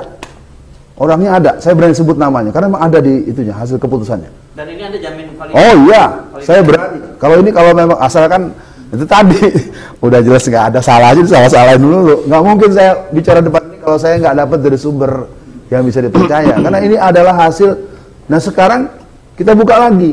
Silakan periksa di BIN. Di BIN itu sekarang tidak ada. Katakan saya nggak tahu istilahnya Pak ya. Divisi komunis itu udah nggak ada. Karena kalau kita panggil narasumber seperti begini, ayo, apakah kami, apakah siapa, panggil narasumber dari BIN yang membidangi komunisme. Saya jamin 0, nggak ada orangnya. Karena tidak ada lagi. Karena kawan saya yang terus terang selama 20 tahun lebih berinteraksi dengan saya, sekarang dibuang ke Kalimantan. Ustadz, saya dibuang, Ustadz. Dinas di mana? Nggak ada dinas, pokoknya suruh ke Kalimantan aja. Ini nggak keterlaluan. Ya. Tapi sekali lagi, dengan sangat berat hati, nggak mungkin saya menyebut nama beliau. Nah, maka dari saya kesimpulan pertama, ini ya? Iya, iya. Saya tidak dalam kondisi, saya dalam keadaan sadar. Tadi juga Jumatan habis dengar khutbah, kita wirid, kita berdoa, ya. Bisa katakan kalau ini disebut live TKI bangkit, mari kita lawan mereka. Dan saya mohon bimbingan dari Pak Harto, dari ini ketua umum kami yang baru, Pak Purnomo Hidayat. Saya senang sekali orangnya. Cepat sekali, walaupun ketemu saya baru setengah jam kemarin, ngobrolnya sampai 2 jam. Cuman ngerokoknya itu yang panjang, nggak bisa dicontoh anak muda. Tapi itu inspiratif buat beliau. Dan sekali lagi mungkin saya ingin mengatakan, sesungguhnya masyarakat butuh penjelasan yang lebih mudah dicerna. Kalau saya secara pribadi mau di mana? Ayo kita bahas tentang PKI bangkit. Siapa, di mana, ngapain lo? Nah, cuman syaratnya 2 tadi. Bisa nggak dijamin? Saya nggak tahu-tahu dipanggil ke rumah. Jamin. Saya mau nih. Sebagai stressing point dari saya, buat seluruhnya masyarakat yang menyimak acara ini, tentu kita tidak ingin menjadikan pembahasan soal PKI sebagai satu-satunya masalah. Saya ingin mengajak, PKI bukan satu-satunya masalah, tapi jangan bilang PKI bukan masalah. Karena mereka sudah mengadakan pertemuan di beberapa tempat. Mereka mengadakan acara resmi dengan mengibarkan bendera Palu Arit. Mari kita buka di YouTube. Pada ulang tahun PDI Perjuangan tahun 2013, ulang tahun kemerdekaan tahun yang ke-68, itu berkibar bendera Palu Arit bersama dengan bendera merah putih. Silakan dibuka. Saya tidak mengada-ada, ternyata ya begitu. Kalau diomongin begini, kita seperti ngunjukin itu ada maling. Yang ditangkap bukan malingnya Pak, yang ngasih tahu yang ditangkap. Nah, itu kan persoalan tersendiri. Saya udah sampaikan, ada yang Bahar Sah berapa? Pengurus PDI Perjuangan yang Muslim itu, yang sekarang wakil ketua MPR. Ahmad Basara. Saya sampaikan pada Ahmad Basara. Ahmad Basara menjinakkan saya. Nggak gitu Ustadz Alfian. Itu mungkin khilaf. Nah, kalau khilaf berarti ada yang masang dong, saya bilang. Itu pernah terjadi Pak. Pada hari ulang tahun kemerdekaan Indonesia ke-68 di kantor DPP PDI Perjuangan berkibar 2 bendera, bendera merah putih dan bendera Palu Arit. Dan itu ada videonya di YouTube tuh ada. Tapi ya itu tadi pengulangan sama dengan saya bilang yang 20 juta itu kan yang bicara si Ripka Ciptaning di LaTV, yang mengatakan 20 juta warga PKI mencoblos PDI Perjuangan. Itu pendapatnya si Ripka Ciptaning. Kenapa jadi saya yang ditangkap? Ya? Ini bukan soal berani nggak berani, Pak. Kalau yang berbuat dong, yang ditangkap itu yang berbuat ya, Pak Harto ya. Bukan orang yang mengatakan itu ada orang mencuri, lalu tahu-tahu tangan saya diborgol. Kenapa kayak diborgol? Karena kamu memberitahu pencurinya. Biarkan pencuri itu berjalan terus. Nah kan sama juga begitu. Nah maka sebagai penegasan dari saya, dengan segala keterbatasan saya tetap yang jauh sangat muda dari bapak-bapak semua. Saya mohon bimbingannya, saya mohon arahannya. Kita akan melawan mereka sampai tetes darah kita yang penghabisan. Negara ini tidak akan pernah rela adanya sebuah gerakan berpaham komunisme yang tidak punya saham setetes pun buat negara ini. Dari awal dia ingin membangun jaringan dengan Komintern. Kita lagi repot menghadapi agresi Belanda yang kedua, arahan Bapak Jenderal Sudirman, dia malah kudeta tahun 48. Lagunya sengak nih kalau kata Betawi bilang nih. Ya ini yang PKI ini harus disikat juga nih. Nah tentu artinya mudah-mudahan melalui Pak Harto, melalui Pak Pur, maupun Bapak semua, biar satuan-satuan perlawanan dipersiapkan. Dan tentu bukan di forum terbuka ini kita bahas. Kita akan lawan mereka karena sudah terlalu banyak korban yang jatuh. Guru-guru kami yang dikampak, yang dipedang, yang tangannya di labora kemarin, yang ditabrak truk. Secara data yang saya punya, udah hampir 100 kasus Pak Arsubeno. Cuma memang sayangnya ini tidak ada investigasi jurnalistik yang khusus untuk menelusuri mereka. Akibatnya kita akan dikejar, mana bukti, mana saksi, yang ujung-ujungnya kita memang nggak punya siapa yang mau ngaku bersaksi. Sekian, makasih. Oke, terima kasih. Kita masih punya waktu sampai jam berapa kita, Pak Pemret? Jam 4 ya, masih ada waktu sekitar ya. Oke, kita buka ya. Pertanyaan atau mau nambahkan dulu? Tambahkan dulu? Ya, sedikit mengenai berhala, ya kan. 1453 Ottoman menguasai Istanbul. Daerah kekuasaan dia itu Jaziratul Arabia. Itu kan bekas kerajaan-kerajaan seperti Babylon, Assyria dan sebagainya. Patungnya berjubel, nggak ada satu yang dicolek. Sampai sekarang kita masih bisa lihat. Emang Islaman mana kita? Saya deh sama Ottoman, wong dia jadi khalifah, kagak ada yang dicolek. Begitu, jadi apa namanya, mesti difaham gitu ya, mesti agak luas dalam berislam itu. Berhala yang kagak bisa, kalau melihat empirik Ottoman, kita sembah. Nggak boleh sembah. Nggak bisa. Tapi kalau dia ada duit gimana ya, kan potretan duit itu logam koin zaman dulu kan semuanya pakai gambar orang. Ya kan, gimana? Mau dibuang? Kalau dia buang kita pungut.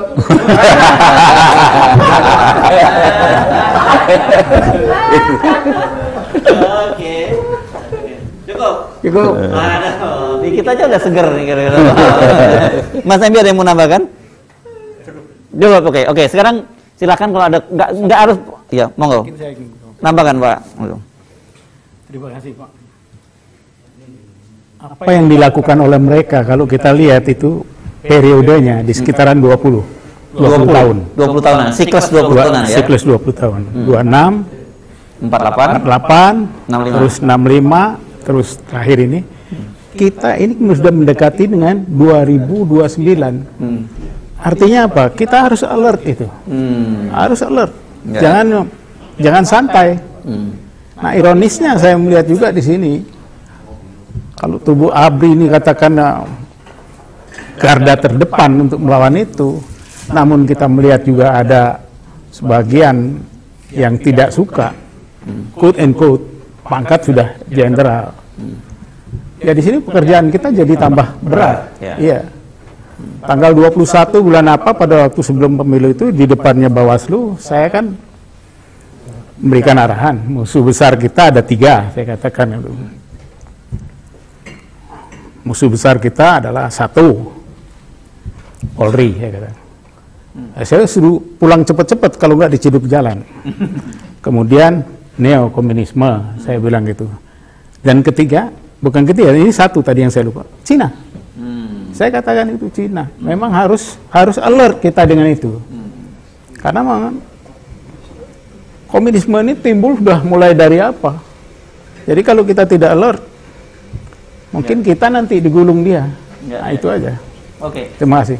Baik. Nah, kita ini bukan hanya pertanyaan ya, juga bisa beri komentar. Di sini hadir juga Majen TNI Purnawirawan Sunarko, mantan Danjen Kopassus. Mungkin, nggak ada, beliau nggak ada komentar sementara ini. Kasih komentar 5 menit. Enggak, beliau ini biasanya bertindak aja, nggak usah komentar kalau pasukan komando. Siapa lagi? Siapa yang lagi? Silakan. Enggak. Belum ada. Yang lain? Ya, silakan. Dr. Ahmad Yani. Assalamualaikum warahmatullahi wabarakatuh. Waalaikumsalam warahmatullahi Ingin tanya, nanti silakan saja dijawab ya ke beberapa narasumber. Tadi sebenarnya sudah diungkap juga oleh Mas Hersu. Orang kan menyatakan bahwa tidak mungkin komunis bangkit ini dengan mengindikasikan bahwa sistem ekonomi komunis sudah tidak ada lagi. Dengan memberikan contoh RC sudah ekonominya bersifat kapitalis seperti itu. Tapi kan komunis itu kan tidak hanya sisi ekonomi, sisi politiknya kan masih. Bahkan di RC Tiongkok sekarang kan semakin mengkuat dia kan. Partainya masih tetap partai tunggal. Kekuasaan masih ada di sisi absolut, seumur hidup juga. Betul ya, sisi ekonomi dia, tapi tak kala dia mulai bangkit tinggi dikendalikan lagi oleh negara. Kasus terakhir adalah kasus Jack Ma. Jadi agak sulit kita menerima argumentasi mengatakan komunis itu tidak ada hanya dalam perspektif ekonomi. Dan menurut saya itu orang yang menyatakan yang seperti itu jangan-jangan dia bagian dari ideologi komunis itu sendiri. Ini kayak anunya, ini logikanya Pak Ria Mirzad. Ya, Ria Mirzad seperti itu. Ya. Itu yang pertama. Yang kedua adalah indikasi bangkit sebagaimana dikemukakan oleh Ustadz Alfian Tanjung kan tidak hanya dalam bentuk manifestasi atau manifest dalam bentuk kegiatan-kegiatan yang di daerah kongres, tapi kan dia juga berbagai macam cara dia masuk ke dalam peraturan perundang-undangan. Jangan lupa bahwa undang-undang RU haluan ideologi Pancasila jelas di situ kan ingin memeras-meras Pancasila. Sampai akhirnya gotong royong. Iya kan? Padahal Pancasila gotong royong itu sudah ditinggal sendiri oleh Bung Karno pada waktu dia menyetujui Piagam Jakarta tanggal 22 Juni seperti itu. Itu kan pidatonya Bung Karno. Terus kan ingin juga menyatakan ada keputusan Presiden Kepres bahwa hari lahir Pancasila itu adalah 1 Juni. Padahal kalau kita tahu bahwa hari lahir Pancasila kalau mau tanggal 18 Agustus atau 22 Juni. Ya, karena Pancasila itu kan ada di pembukaan Undang-Undang Dasar kita, baik ada yang di Piagam Jakarta maupun tanggal 18 Agustus seperti itu. Itu yang kedua. Terus yang ketiga, sistemnya kan partai tunggal. Nah, di kita ini semakin tinggi angka parliamentary threshold itu semakin mengarah ke partai tunggal atau kalau bahasanya Rocky penunggalan partai seperti itu. Nah, kan Bang Redwan kan aktivis partai lama seperti itu, ya kan? Nah, bagaimana melihat situasi yang seperti ini? Saya lihat saya agak Hersu sebelumnya agak risau juga kan, banyak mengatakan anak-anak muda sudah nggak peduli. Ternyata tidak. Ternyata kan dibantah oleh survei itu. Ternyata kan lebih besar. Bahkan angkanya itu umur 17 sampai umur 24. 20 itu berarti kan betul-betul anak-anak yang sekarang ini anak-anak digital seperti itu, yang hidupnya dengan digital. Nah, oleh karena itu menurut saya memang apa yang diungkapkan oleh Pak Gatot sebenarnya warning itu. Nggak bisa hanya dijawab secara teknis. Jadi bukan hantu ini ya? Bukan hantu, dan tidak bisa kasus penghilangan diorama itu atau patung lah. Tidak bisa hanya dijawab adalah secara teknis bahwa ini orangnya mau ambil lagi. Nah, saya baca di YouTube, banyak juga nonton di YouTube. Ya. Orang-orang Aceh, orang-orang Padang mau ngambil juga emasnya di ini kalau boleh, yang dipasang di Monas. Di Monas ya. Ini kan logika yang sangat terbalik-balik seperti itu. Nah, apalagi menarik apa yang dikemukakan oleh Pak Pur, bahwa itu adalah Hardi betul-betul menyelamatkan itu bagaimana perintah Pak Harto kepada Sarwo Edi untuk menyelamatkan RRI, karena sebelumnya kan sudah diumumkan Dewan Revolusi seperti itu. Nah, Dewan Revolusi sudah diumumkan dan mereka menyatakan menang kan? Seperti itu. Dan saksi hidupnya sebenarnya masih ada tuh yang diperintahkan tuh Pak Sintong. Kan di situ Pak Saiful Tanjung dan Pak Sintong yang diperintah oleh Pak Sarwo itu ya Pak ya? Nah, jadi ini menurut saya film yang tadi trio apa dari Pak? Trilogi itu emang yang satu belum terbit ya. Yang satu kan Gestapo, pemberontakan tadi G30S, Serangan Fajar sama ini Dioram Jakarta 66 udah trilogi. Saya kira itu saja dari saya. Sekarang Ubed juga nih, ini kan dari akademisi ini perlu juga kita minta kami udah ngomong. Ya. Lanjut. Oke, nanti dulu. Ya. Kalau nggak di Komti nggak mau jawab. Iya. Oke, saya sih sudah nonton wawancaranya dengan Dr. Ahmad Yani, tapi pemoder lain belum tentu nonton gitu. Oh iya. Oke, terima kasih atas kesempatannya dan para pembicara yang saya hormati yang luar biasa. Saya kira diskusi kali ini membahas satu isu yang sebetulnya menentukan masa depan Republik. Mengapa menentukan? Karena diskursus soal komunisme ini tidak akan pernah habis, dan ketika dia berubah menjadi sebuah gerakan politik, itu yang justru kemudian tantangan terberatnya di situ. Nah, saya melihat bahwa ini ada area yang menarik yang mungkin tidak menjadi perdebatan ya. Selain yang saya bicarakan beberapa waktu lalu dengan Bang Yani dan beberapa media, adalah fenomena 52% penduduk Republik ini adalah generasi milenial dan generasi Z. Jadi dua generasi itu sekarang sudah ada, karena kalau pakai perspektifnya Stoltz, yang disebut generasi milenial dan mereka yang lahir tahun 80-an. Sementara generasi Z adalah yang 2000-an. Makanya saya sebutnya generasi digital. Generasi digital. Dua generasi itu, ini jumlahnya 52%. Dan komunisme sebagai sebuah ideologi, dia sangat terbuka diakses di media digital. Artinya apa? Indonesia sebagai sebuah bangsa sebenarnya tidak punya strategi sampai hari ini. Tidak ada desain untuk mengantisipasi persoalan itu.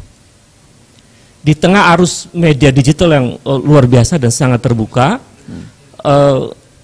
narasi-narasi yang dikeluarkan oleh kekuasaan tidak pernah menyentuh soal ini. Artinya bagaimana kemudian desain di area digital itu mengantisipasi kemungkinan komunisme menjadi sebuah ideologi baru dan dengan wajah baru. Karena wajah baru paling sederhana begini, bahwa komunisme itu tidak hilang sebagai sebuah ideologi. Dan dia di arena politik representasinya sudah terlalu banyak. Ada Rusia, ada Tiongkok, ada Korea Utara, ada Kuba. Karena dia adalah ideologi internasional, maka dia tidak akan pernah hilang selagi negara-negara itu masih eksis. Meskipun ekonominya kapitalis seperti Tiongkok murtad ya secara ideologi murtad, dia bergeser dari komunis ke kapitalisme. Tetapi politiknya murni adalah perspektif politik komunisme. Artinya ekonomi di bawah kontrol dari kekuasaan politik. Nah, jika kita kemudian melihat bahwa kasus Tiongkok menguasai sektor ekonomi di banyak negara, dan mereka tahu betul bahwa perebutan kekuasaan di negara-negara di luar Tiongkok itu menggunakan pola ultraliberal, di mana kontestasi berbiaya mahal, dan mereka dengan mudah bisa membeli politik, membeli kandidat. Artinya apa? Misalnya ada, kira-kira bisa dibayangkan begitu. Pintu masuknya mudah sekali ya. Pintu masuknya mudah untuk jadi dia tidak perlu mendirikan partai komunis di negara ini, tapi cukup mereka menguasai ekonomi, membeli politik, membeli kandidat, dan kiblat politik negara itu gampang sekali ke sana. Nah ini kan narasi ini tidak pernah diperdebatkan di lapisan elit kekuasaan. Kalau ini tidak menjadi bahan diskusi penting di elit kekuasaan, itu artinya ada persoalan serius di ideologi negara ini. Mereka abai atau sebenarnya mencoba membiarkan gitu. Ada kecenderungan membiarkan. Dan kita patut bertanya, jika ideologi yang berkuasa ini adalah mengklaim paling Pancasilais, tapi prakteknya ekonomi kita jauh dari pasal 33 Undang-Undang 45 misalnya. Apalagi politiknya juga nggak jelas sekarang kan. Secara ideologis, kita mau membingkai negara ini mau dibawa kemana? Kan sebenarnya berpolitik sesungguhnya untuk mencapai tujuan negara. Kita nggak sampai ini. Setelah sudah 76 tahun, jalannya mundur. Jadi maksud saya diskusi ini menjadi sangat penting karena bingkainya tentang masa depan Republik. Kalau kita salah desain, kita berantakan. Saya kira itu, Mas Hersu. Ini menarik ini perspektifnya tadi. Kang Radar satu lagi. Ya, silakan Mas Radar Tribesport. juga. Oh ya. Tukang pancing rupanya. Ya. Menarik tadi pantun itu cukong Ubaidillah Badrun. Ubaidillah Badrun. Itu dari saya itu bertanya-tanya, ya. Mic-nya bunyi nggak itu? Bunyi ya. Apa kita itu mau begini terus? Benar ya Pak ya, Pak Hardana. Apa kita itu mau begini terus? Ya.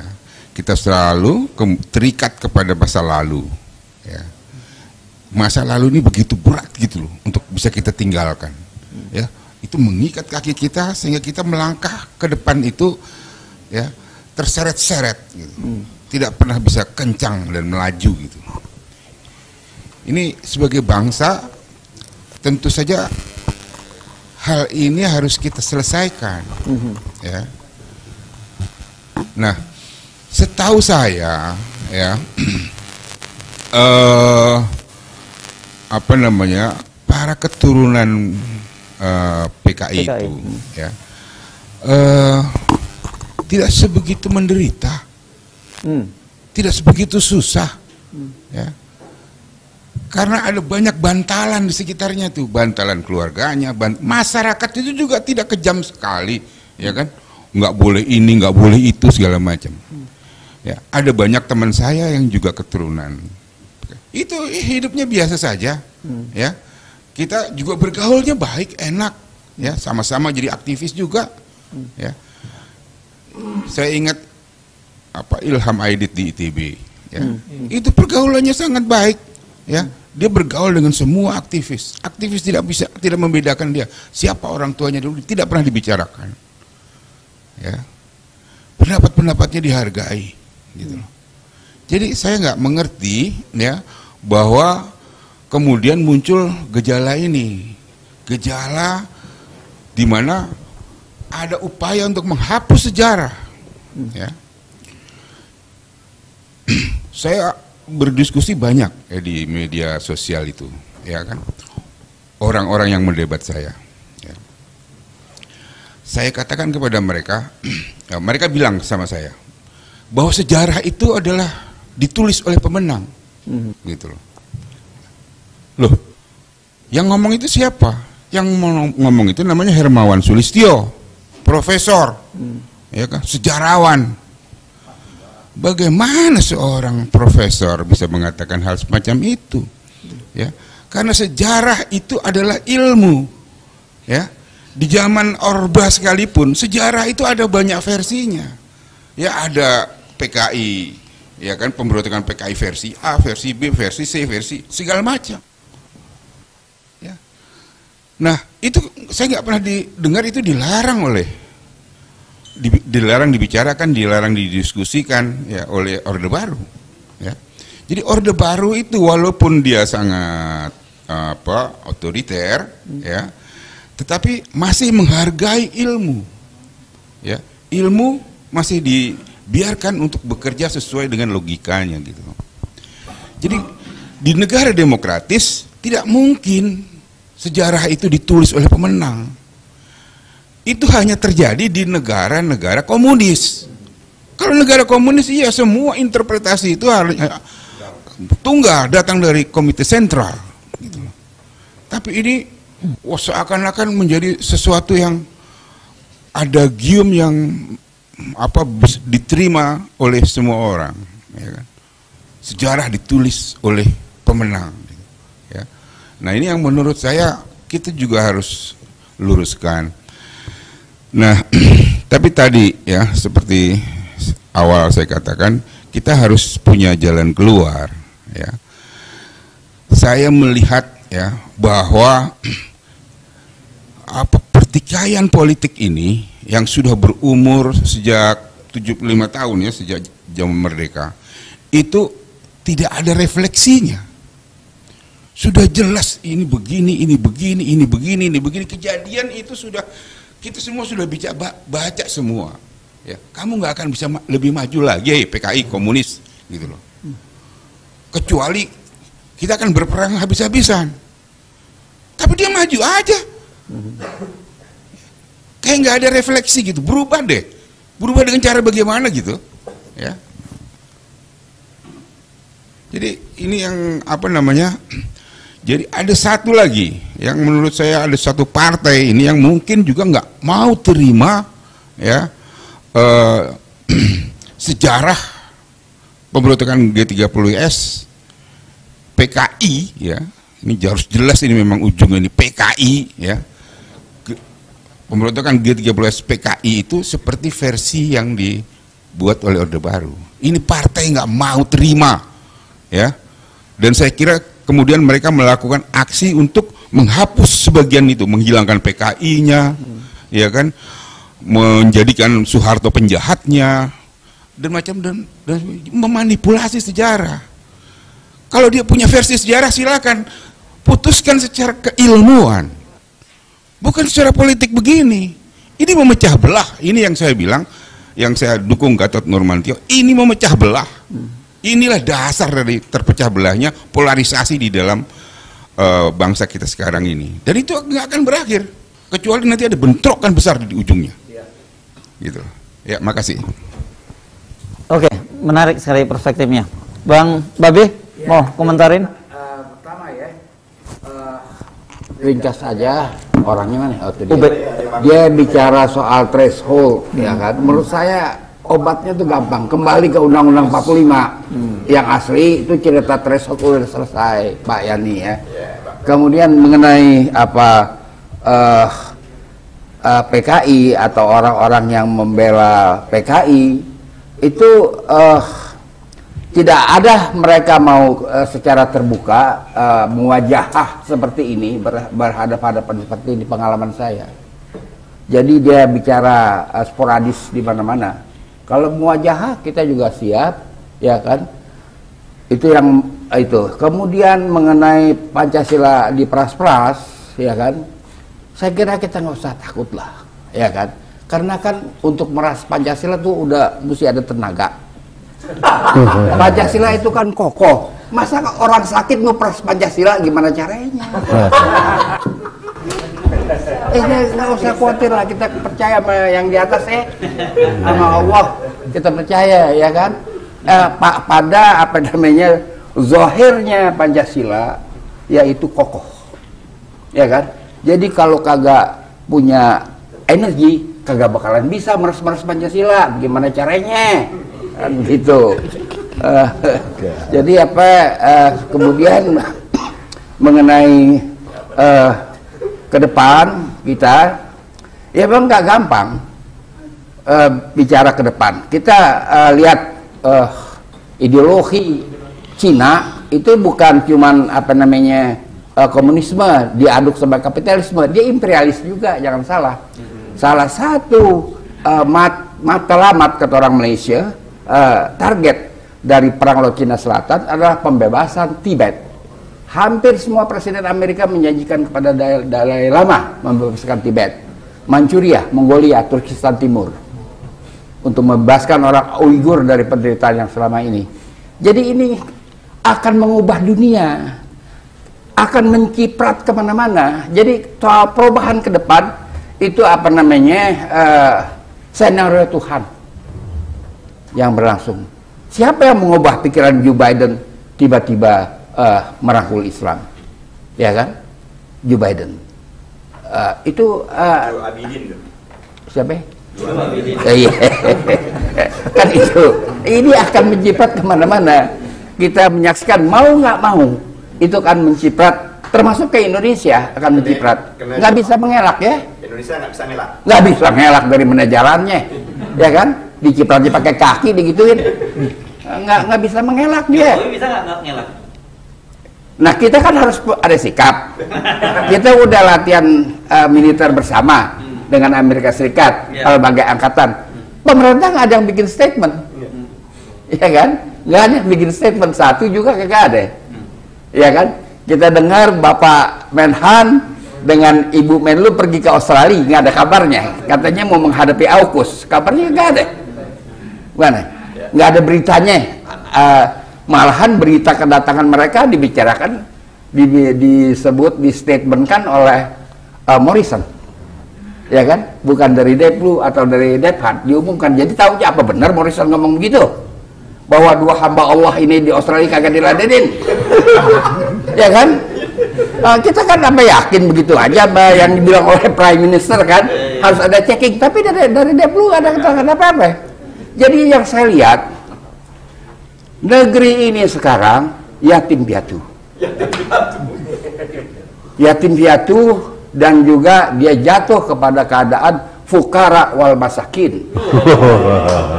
Kalau fukara aja masih mending, ini pakai masakin. Ini yang berat. Jadi oleh karena itu mau nggak mau, ya kan, perubahan itu adalah sebuah keniscayaan.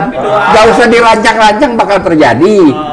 Itu nggak usah ngerancang-rancang, rapat sono, rapat sini, ya kan, nggak kudu-kudu. Dia akan terjadi itu. Ini keadaan udah berat. Mau bagaimanapun juga, ya kan, nggak ada. Apa Cina senang ada latmah, latihan bersama? Senang nggak Cina? Emang dia kagak ada statementnya, tapi nggak mungkin dia dongkol dong. Dia dongkol, capek-capek gue bikinin kereta api cepat Purwakarta Padalarang bukan Jakarta Bandung. Lo kok lo ikut sono kan begitu, ya kan?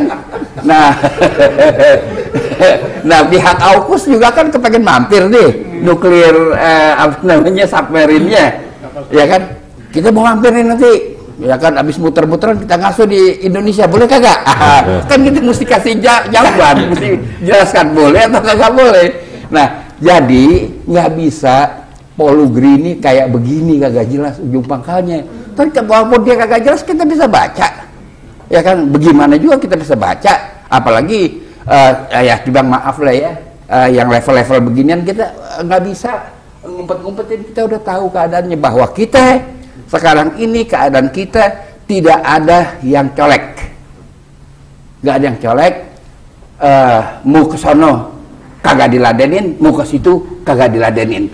Jadi insya Allah, ya kan, kita akan menuju kepada arah perubahan. Insya Allah, itu kagak bisa dicegat lagi. Ya. Iya, kagak bisa dipegat oleh siapapun. Dia mau pegat pakai apa? Karena ini adalah jalannya ide, seperti energi, ya kan? Sunatullah. Bukan, selain sunatullah juga hukum alam.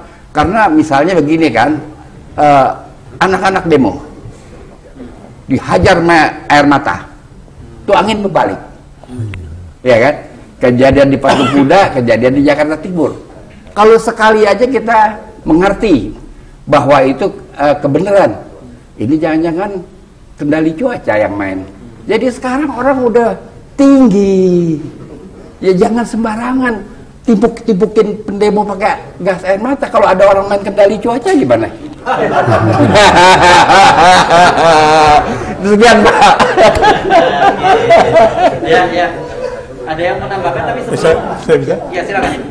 Saya tertarik menanggapi Mas Ubaidillah ya, terkait dengan kita juga tidak melakukan apa semacam desain adanya generasi milenial tadi dan adanya platform media baru yang sangat itu, saya kira itu penting sekali. Seperti saya bilang bahwa propaganda itu penting dalam konteks yang saya sebutkan tadi, bahwa memang harus tidak hanya forum-forum yang sifatnya diskursus seperti ini, tapi juga bagaimana kita memproduksi lewat konten-konten seperti itu, karena bagaimanapun juga kita juga harus membahasakan ini dari level yang paling dini sampai yang mediocre dan seperti itu. Saya kira itu. Terima kasih. Ya, oke. Nah ini sebelum saya lupa, tapi nanti perlu dijawab juga, ini ada pertanyaan dari penonton di YouTube ini. Pertanyaan saya terutama kepada Pak Soeharto dan narasumber lain, apa langkah konkret untuk melawan kezaliman ini? Terutama, ini frontal, terutama kepada rezim yang membiarkan manuver PKI membantai rakyat dan ulama, membantai ulama dan tokoh aktivis. Kemudian yang kedua, mungkinkah lewat diskusi ini bisa didorong untuk memunculkan kembali mata pelajaran PSBB di sekolah dasar dan menengah? Ya, silakan siapa? Ustaz Alfian dulu deh, nanti baru Pak Harto sebagai closing statement ya. Ya, kalau saya mungkin ingin menegaskan hilangnya kata PKI itu pada tahun 2004. Oh, tahun 2004. Waktu itu saya kalau tidak salah ingat, Profesor Aminuddin Kasdi, Pak Kiai Haji Abdul Rashid Abdullah Syafi'i, Fadli Zon, Pak Taufik Ismail, kita ada bertujuh menemui langsung kepada Pak Bambang Sudibyo. kita bertanya, Pak, ini kok di buku sejarah kami temukan SD, SMP, SMA dan seterusnya G30S itu ya saja, G30S titik. Nah, jadi rupanya memang kita lihat permainan mereka ini memang kalau istilahnya itu KKM, kerja di kalangan musuh. Jadi mereka masuk ke sekolah-sekolah buku-buku, bahkan ada LKS tahun 2012, LKS pelajaran LKS itu lembar karya siswa. Iya, lembar karya siswa, PKN kalau nggak salah itu, mata pelajaran PKN, pilihan ideologi bangsa kita yang terbaik adalah komunisme. Dan itu sempat saya persoalkan dalam sebuah acara resmi. Tapi kalau saya lihat, memang watak orang-orang PKI dulu begitu, bodoh amat mau berpendapat apa.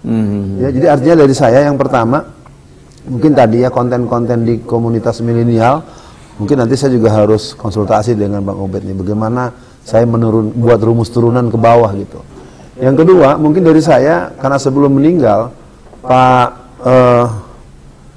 Astagfirullahaladzim, ada satu tokoh yang mengganyang gas apa? Mengganyang gas.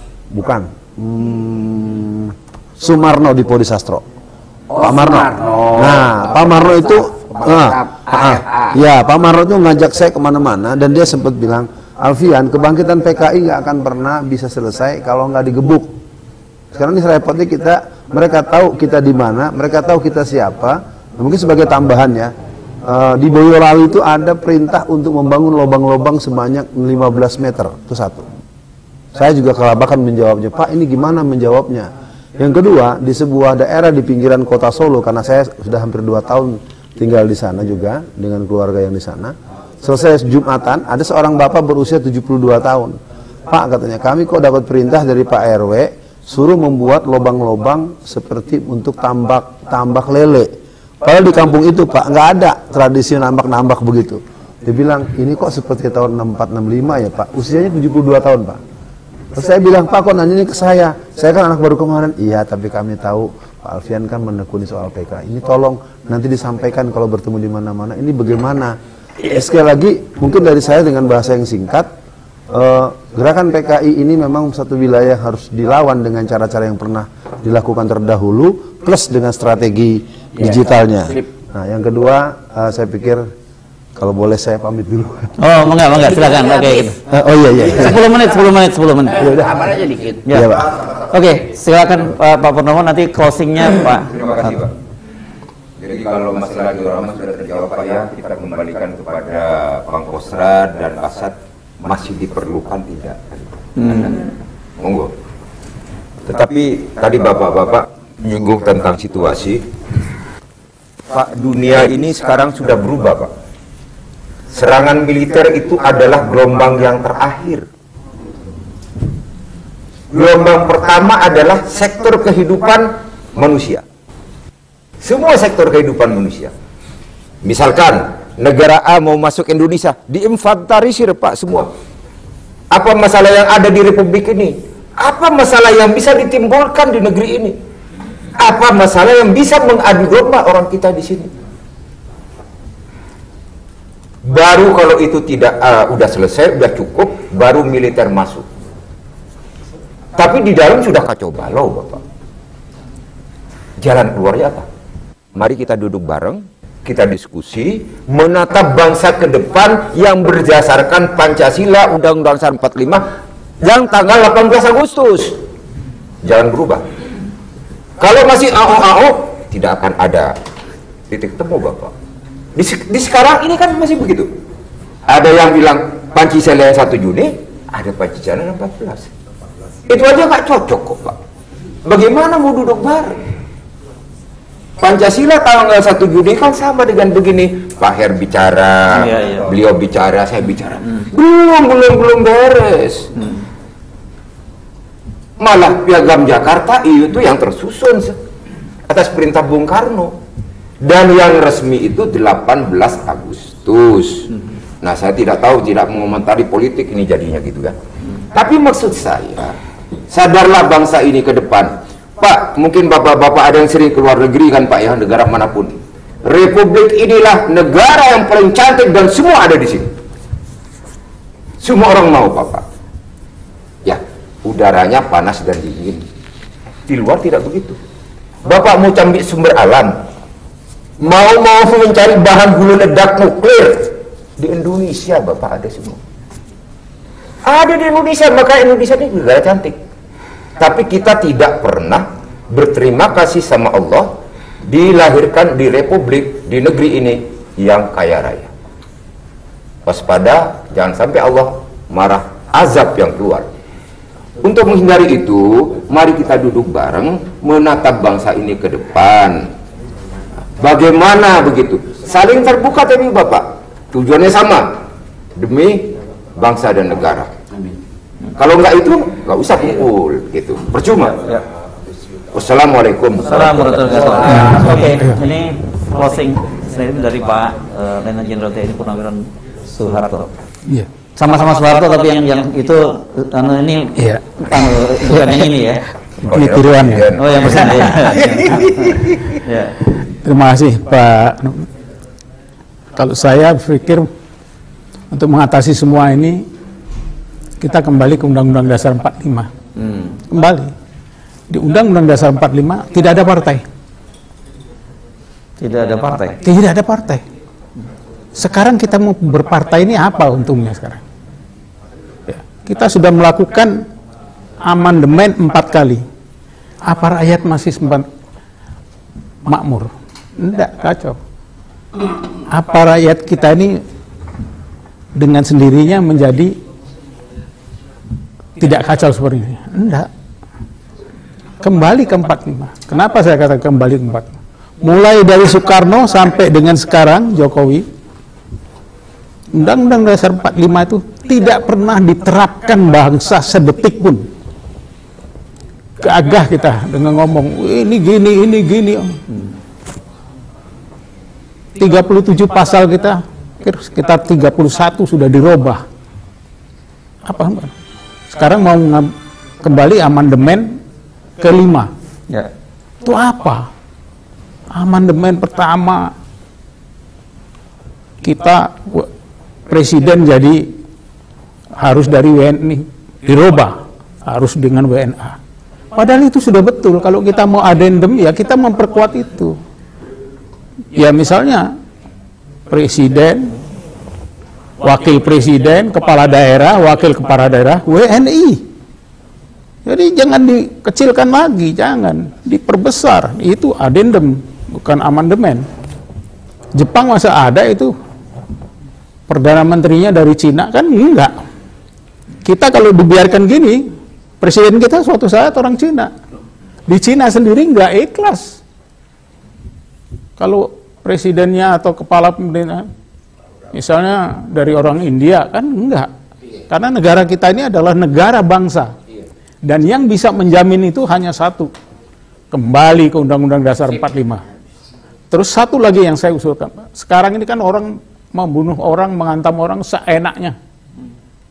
Amerika juga nyerang Afghanistan apa dulu, apa tidak, enggak. Makanya kalau bisa, saya usul, kalau bisa di sini, jangan kita pakai Komnas HAM. Kita punya Pancasila. Apa harusnya kita? Komnas Kemanusiaan yang Adil dan Beradab. Itu lebih kuat daripada sekedar HAM. HAM memang HAM-nya siapa? Ini mungkin ada banyak lagi yang bisa kita usulkan, tapi kembali ke Undang-Undang Dasar 45 adalah solusi yang baik. Terima kasih. Oke, kita beri applause untuk tim orang bicara kita. Tidak terasa hampir 2 jam kita duduk bersama, dan saya tidak punya preferensi untuk menyimpulkan karena saya kira ini memang dialog, jadi masing-masing silakan mengambil kesimpulan dan masih terbuka ya untuk memperdebat kembali ide-ide yang disampaikan oleh bapak-bapak tadi. Tapi tadi dalam kerangka tadi semangatnya kita mencari jalan keluar yang terbaik untuk bangsa kita ini semua.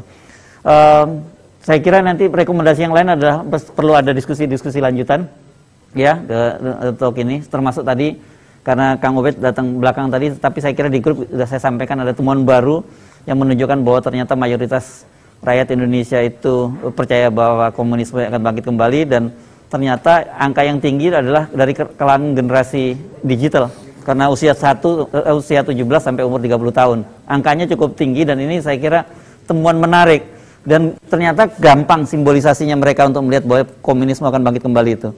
TKA Cina dan investasi Cina. Jadi ini kan sejarah seperti dejavu gitu ya. Ya dulu ada poros Jakarta Peking, sekarang mungkin orang meskipun tidak disebut ada poros Jakarta Beijing. Kira-kira. Saya Hirs Munarif, terima kasih. Assalamualaikum warahmatullahi wabarakatuh. Saya kembalikan ke langsung ditutup. Oke. Oke, betul-betul. Kalau gitu mari sama-sama kita yang beragama Islam mengucapkan alhamdulillah. Alhamdulillahirabbil alamin. Assalamualaikum warahmatullahi wabarakatuh. Kita katanya foto bersama dulu sama pengurusnya. Tukang copot.